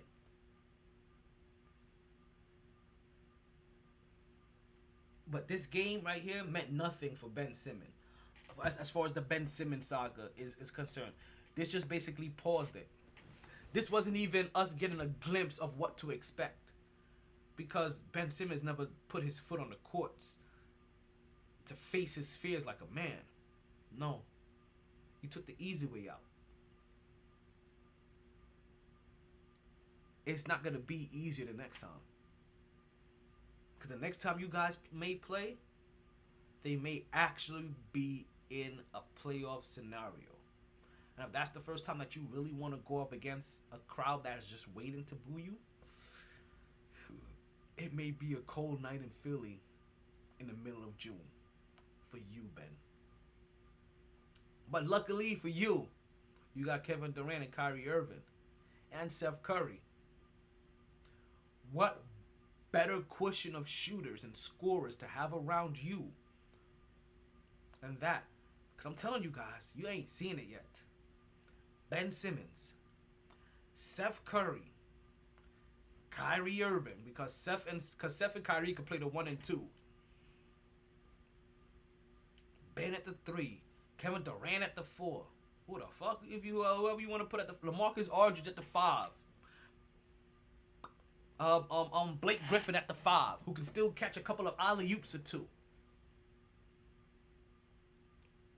This is gonna be an interesting lineup. Or you put Ben Simmons or Kevin Durant at the 5, and you throw Joe Harris in that.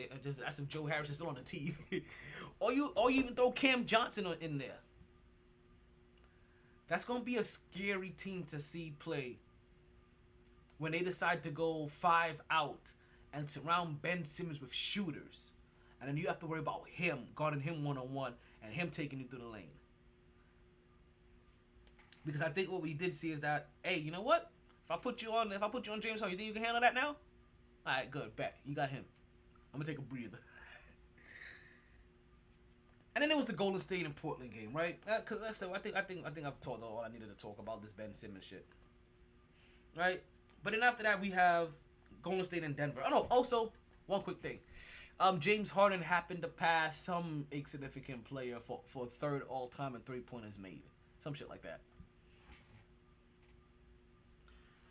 But let's talk about the guy that leads, that holds the #1 headband for most 3-pointers made, and that's one Steph Curry. And Stephen Curry and the Golden State Warriors went to go take on the Denver Nuggets, and they beat them 113-102. As Steph will put up 34 points, 9 rebounds, and 3 assists. You see Clay add another 18 points, and Jordan Poole will come off the bench and add 21 points of his own.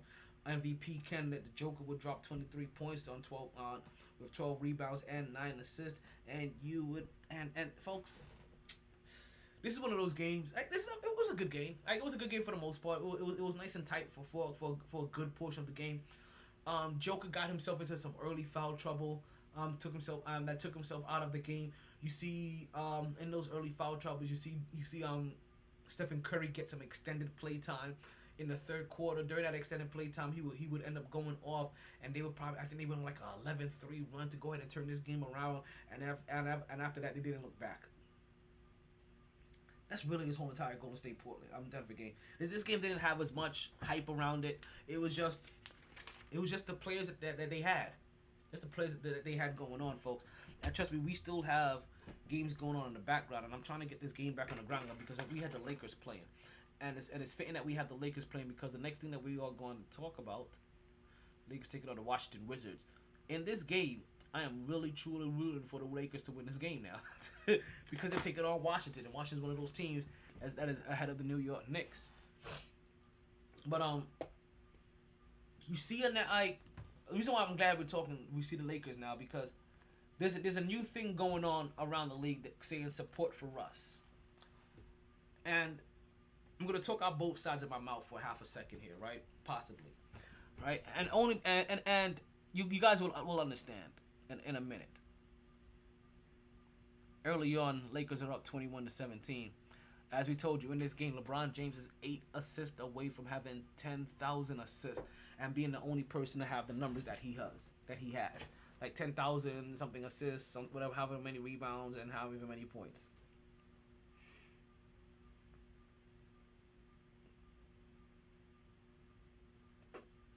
LeBron James just got blocked like 3 times at the rim, but they did what they were supposed to do. They had Russ bring the ball up like a bottle of lightning, and then LeBron James was supposed to come in behind them, fast and furious, and he was coming there fast and furious and finish off the ball, but LeBron James can't get up like that anymore. And you know those hops. But 29.3 points this season, highest since his 2009-2010 season when he put up 29.7 points. So, like I said, we're still in the association. Now, there's a new thing that's going around called support for Russ, right? And this is actually something that I first noticed because we saw one Stephen Curry talk about how he's support for Russ, and I don't quite get what the support for Russ needs to be, right? Support for Russ. Russ isn't in danger. He's not locked up. He's not hurt. He hasn't lost anyone. He's just playing bad. He just looks like he's kind of washed. 2 knee surgeries. He's an explosive player. He's in his mid-30s. Not everybody is LeBron James and Tom Brady. Not everybody is now in the new standards of longevity. Not everybody is Vince Carter. Not everybody is these guys that can play for 20 years or so. Right? Not everybody, just because LeBron James did it, just because Tom Brady did it, doesn't mean that, Kristaps Porzingis is playing. So we got a nice little matchup between Carmelo Anthony and Kristaps Porzingis. Ooh, looky here.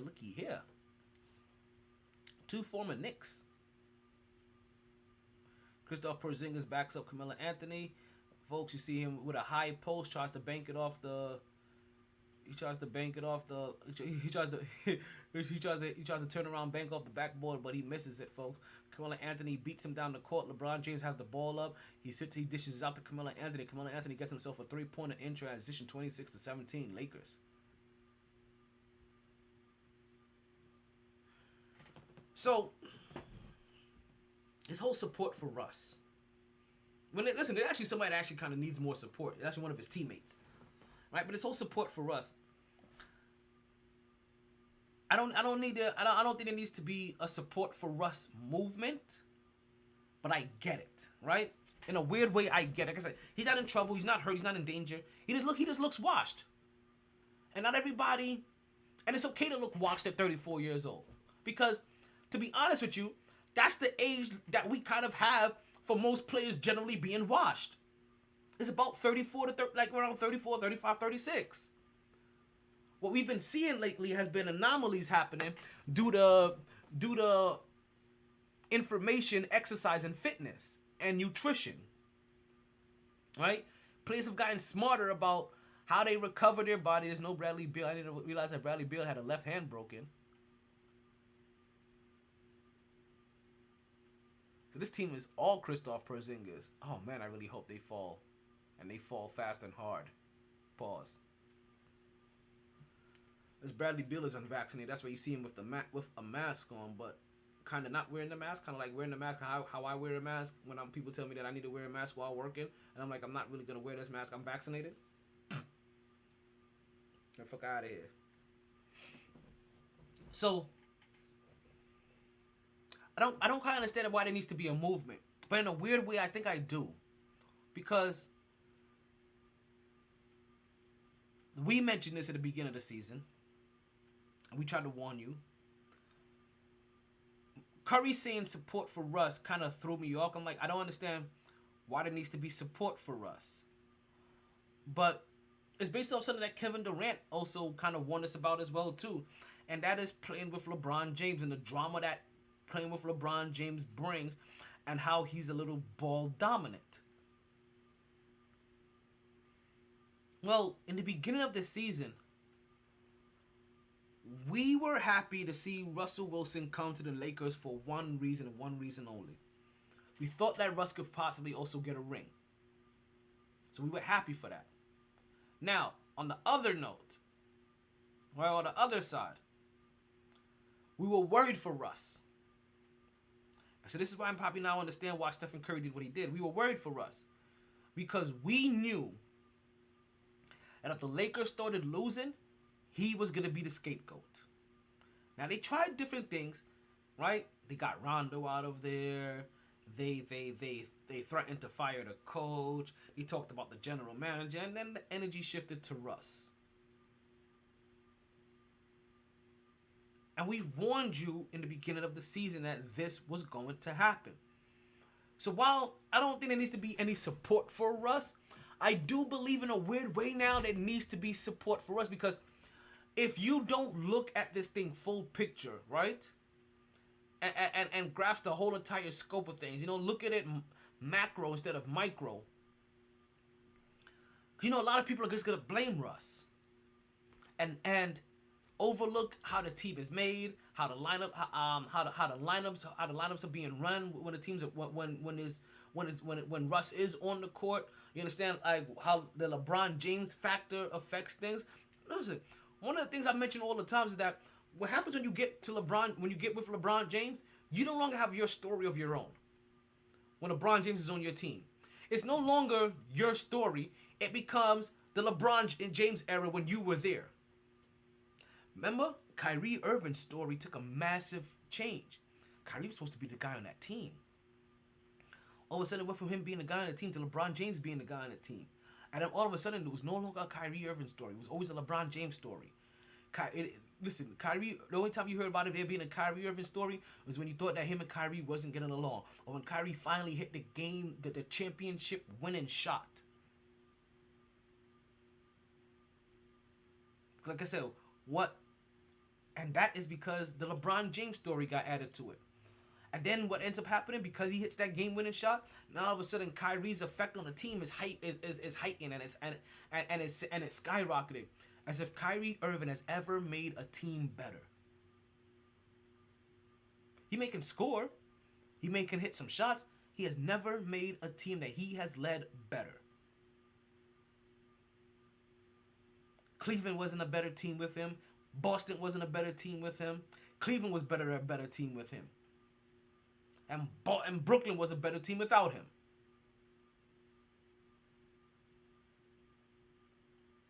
So, I get it. There's a LeBron James effect. And that LeBron James effect will overshadow your own personal story. And it will and when LeBron James loses, it's never LeBron James's fault. Because how can it be LeBron James's fault, right? When LeBron James is averaging the second most points that he's ever averaged since his dominant season in Miami, whatever season that was, they just pointed out. Like, how can this be LeBron James's fault when LeBron James is on course to be one of the scoring leaders this season? How can it be LeBron James' fault when he possibly may win a scoring title this season? Oh no. But trust me, there's a LeBron James effect. And depending on the kind of listen, it's the reason why Chris Bosh, while he was young and still young enough to adapt. Remember, Chris Bosh end up basically becoming a perimeter player for the most part while LeBron James was there. And it helped them. He was already shooting from 18 feet. They just made you extend it out to 25. It helped them. 11-time All-Star Chris Bosh, who's been there more times than guys like Camilla Anthony and David Robinson and a slew of other names that you'll be surprised about. I don't think he makes him better than them. He just got lucky during the time.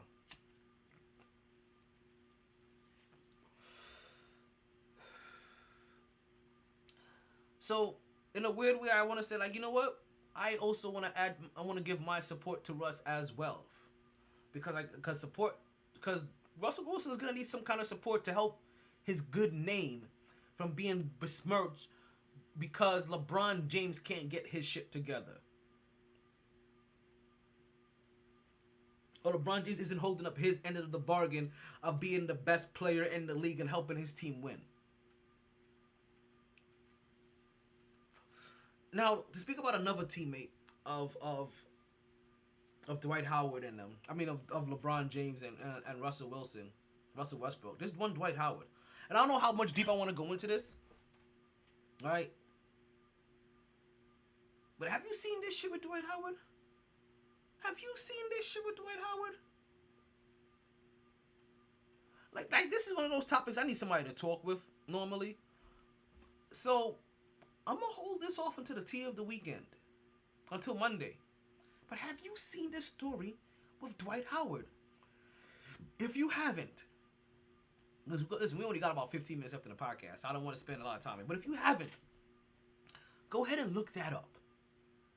When we return on Monday, we gonna talk about this shit with Dwight Howard. Because this Dwight Howard thing is crazy, B. But just like how the NFL's offseason have been. Folks, like I said, the reason why I didn't want to go too deep into Dwight Howard's saga, right? But I am gonna tell you guys to make sure that you do at least go. Let's just go look at it real quick, and then we'll talk about this on Monday. Cause listen, I'm not talking about this with my goddamn self, but it's just bananas. On Monday, maybe I will, but definitely call in. The phone lines will be open on Monday for you guys to call in about that shit. We'll be started on time on Monday. But cause listen, one more thing, basketball outside of the Dwight Howard story. We're gonna be keeping an eye on this New York COVID mandate, because it looks as if the tide is flowing to the point where they're probably going to lift the mandates that are there. It's just when. And obviously we know the lifting of the mandates benefits one Kyrie Irving while he's playing in New York. But we all know what the if in the room is. What happens if he plays Toronto? Canada ain't got shit to do with us. But let's go into the NFL, right? And let's talk about some of these moves and some of the things that is going on in the NFL. Right? As we talked about sometime last week about one Amari Cooper and about his possibilities of being moved. Now, one thing that we do know about, right? One thing that we did that we have to kind of correct is that we heard that Amari Cooper was possibly being released. And if Amari Cooper gets released by the Dallas Cowboys, you understand? And we talked about the possible teams that he can land himself at. Now, from what we're hearing, he's not going to be just flat out released. There's actually a trade market for Amari Cooper. So we're gonna keep our eyes on ear and our ears to the ground about that one as that one starts to develop a little bit more and see exactly where he gets traded to and exactly what teams start giving up for. She just punched me in the dick. And see what trade options are available.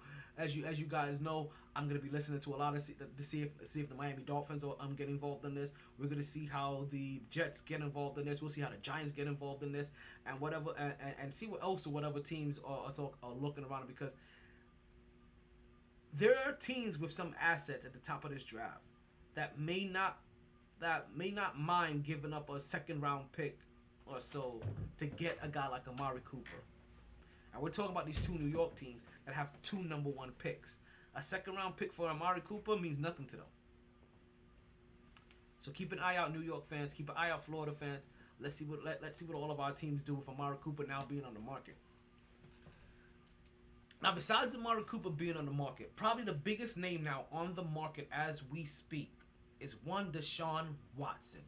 Yes, folks, it is official. He is no longer in the danger zone.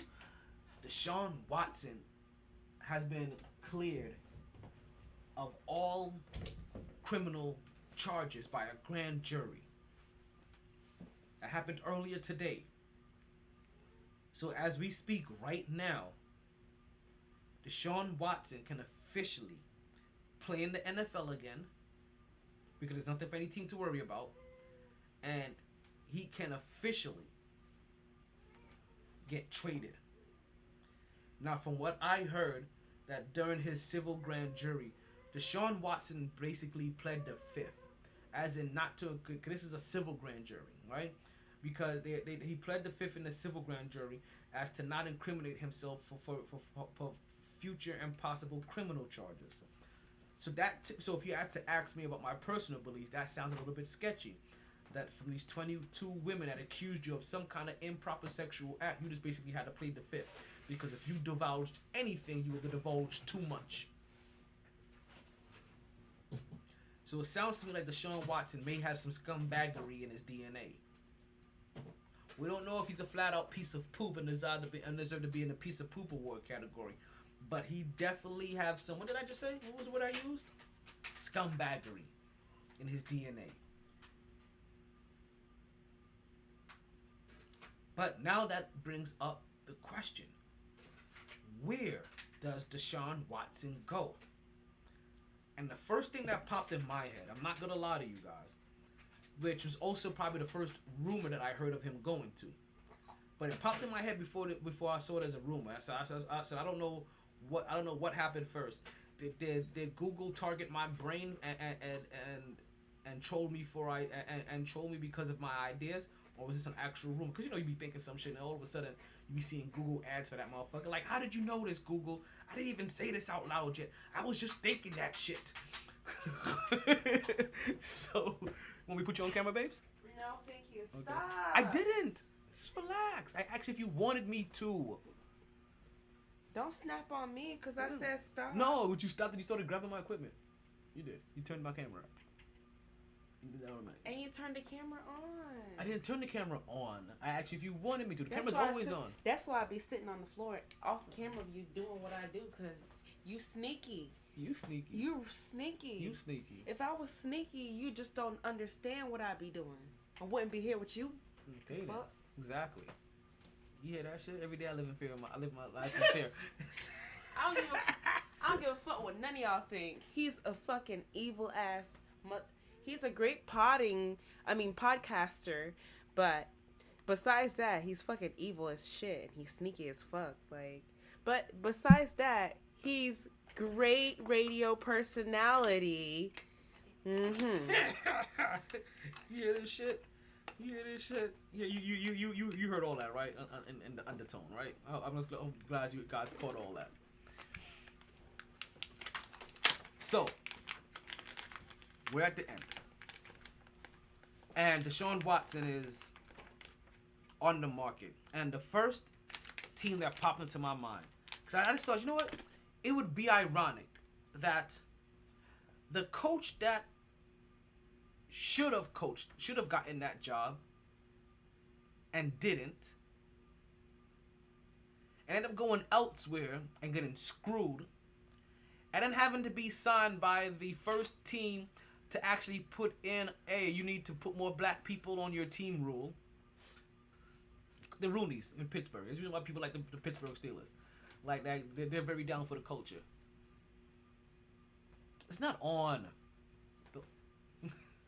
Like, why would I have a seat of an empty seat? Aren't you talking to the people? Yes, most of them you know that you don't have to do your. Damn it, what was that movie? They cannot see me. That you don't have to do your entrapment if they shit. can't see me, why are you so worried about it? I'm just letting you know. Okay, that then you don't the have camera must be on. That you don't have to do your whole entrapment shit. Can you Hey, finish? you focus over there. Focus. Yeah. But still, you don't have to do your whole Likewise. entrapment thing, you know what I mean, to avoid a camera that's not on. That's what I was trying to let you know. Bro, you sneaky. Whatever. You're paranoid. Fuck, bro. This is the type of shit that I gotta fucking deal with. And I live with him. Paranoia. That's the kind of shit we have to deal with. No. It's not. Listen. What did the Usos say? It's not just paranoia. It's the Usos. Alrighty, but you should be paranoid, folks. If Deshaun Watson is now able to play football again and to go to whichever team of his liking. The first team I thought about is probably the first team that I saw it being mentioned about. That's the one Pittsburgh Steelers. And if the Pittsburgh Steelers can go ahead and reset their clock after just losing Ben Roethlisberger, and we know about the kind of coaching lineage that they have on their staff, you now start off your team again with Deshaun Watson, and you put him under Mike Tomlin, and now Mike Tomlin may convince him to stay there for 12 years, because we know what kind of people the Rooneys are, and they not only help resurrect his career but his image, because his image is going to need a complete makeover. And if you can if you can make over Ben Roethlisberger's image after an accused rape charge, then you can make over Deshaun Watson's image after 22 case sexual charges. It's 22 accused cases. A case. 22 Hey, babe, you accusations. want some Southern Comfort? No, not unless we plan on getting violent in bed tonight. I guess yeah. You want to have a shot with me? I hate Southern I Comfort. just looked over and I was like, damn, that's the only alcohol up there. Like, you know, Like, we done drank everything else and left that shit up there. like, you know, nobody wants to fuck with an alcohol when you drink everything around it, and it's the last man standing like, hey, y'all ain't gonna drink me? And you have plenty of nights when you're like, damn, I need a drink.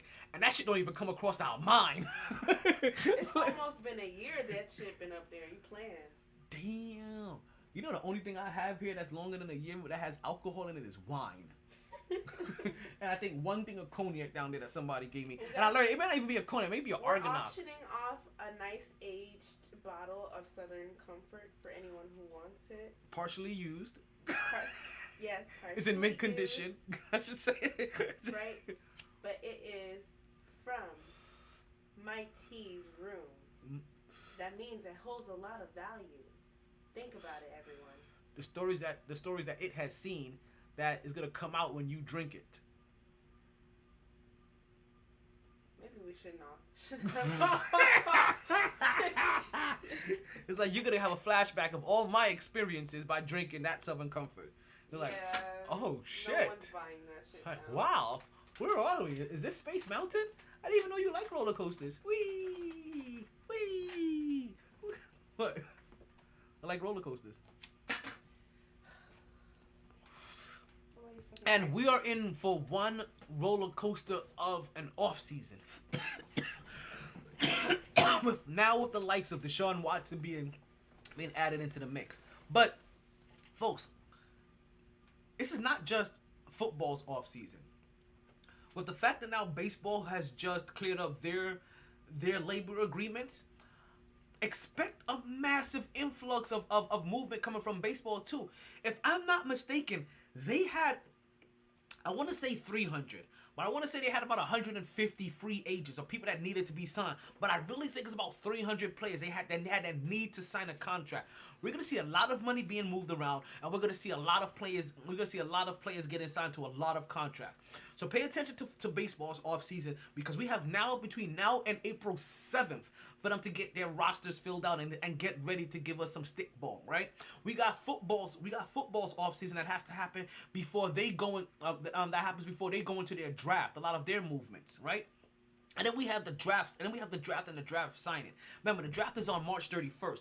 Before we get any of this in, we have WrestleMania coming on April 7th. We have Platinum Pro Wrestling's shit. What's the name of this event? Damn, I just lost my whole momentum. Don't worry, we'll have that ready for you on Monday, because Platinum Pro Wrestling's event is coming to you the weekend of the 18th and the weekend of the 25th in Collier Fair in Naples, folks. I am your ring announcer. I'll be there all 3 days. I'll be there all fucking 3 days. No matter what the fuck I'm doing, I'm gonna be there. I'll be there all. That's probably another reason why I need to get money. You know what I mean? The way I need to get money, where I can't do this. I'm getting paid next week kind of shit. Where I need money in my hand like every 2 days because we got that Collier Fair trip coming up. We driving back and forth because you know gas like $5 a gallon, right? I know. All across the board, like. Yeah. From regular to premium. Listen, it's these it's either supposed to be the cheapest one. so it's either we spend $150 and we stay up there the whole weekend, both weekends. So we spend $150 in gas that weekend. Naples, at least it's a whole bunch of Wodolo jobs up there. How about this, baby? Start looking up hotels or some shit for that area for those 2 weekends, and we'll see how things are. All right, Motel 6 it is. I don't care where the fuck we stay at. As long as they have listen, we'll bring out, cause we'll bring our own bed sheets. I don't care where the fuck we stay. Yeah, that's the Jamaican in us. Yo, we bring our own bed sheets to go stay in hotels. Like, we ain't sleeping on your sheets. I don't care how you clean them or how often you change them. It's never enough. And then you don't change that bottom sheet enough either.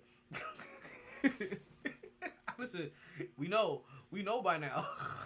Like, no, I'm bringing my own sheet. Double entendre. Wipe down everything.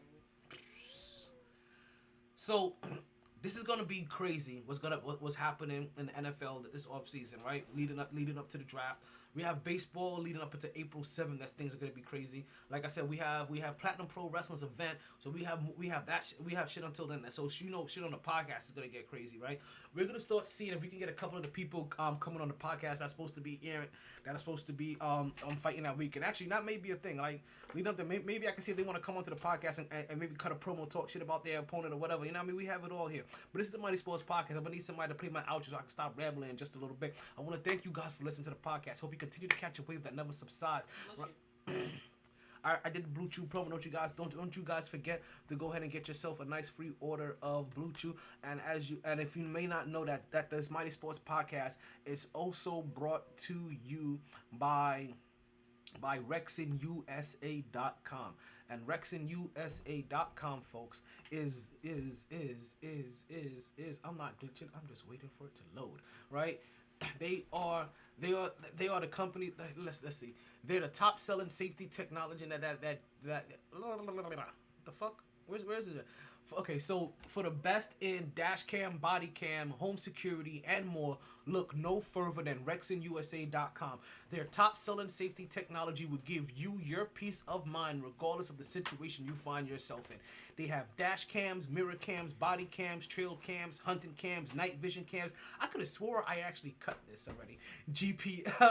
Night vision cam, GPS, and for you motorcyclists, they even have a biker's best friend in biker cams, folks. Get a good night's rest with nothing but the best from RexinUSA.com. It's the only witness you'll ever need. So protect your flex with Rex. You like that, baby? Hell yeah. Oh yeah, that means we're officially out of here. Buckshot. Play my outro so I can stop rambling. Cause you know I'll ramble for like another 2 hours. Sorry, B. I'm trying. Honest. All the bandwidth in the world couldn't keep me contained. I win. You blink first. No lie. No lie. That's what happens when you play. You have a staring contest with the pum pum. I mean the kitty. Always knew I'd get the pod there. Just a lot later than a lot of listeners Hey, yo, thought. drop that curtain already. Last of the Get me off real camera. gabbers. You know what I mean? Well, Oh shit. maybe not the last. Once we got good mic skills, you improved MyT podcaster. Potting down now. Last call for drinks. Bars closing. Sun's out. Heard the casino got a buffet breakfast. Don't want to go far. Wild night. It's like she wants to. It's like, no, go away. You're not doing it right. Whoa, Tired. Get away from me. Ah.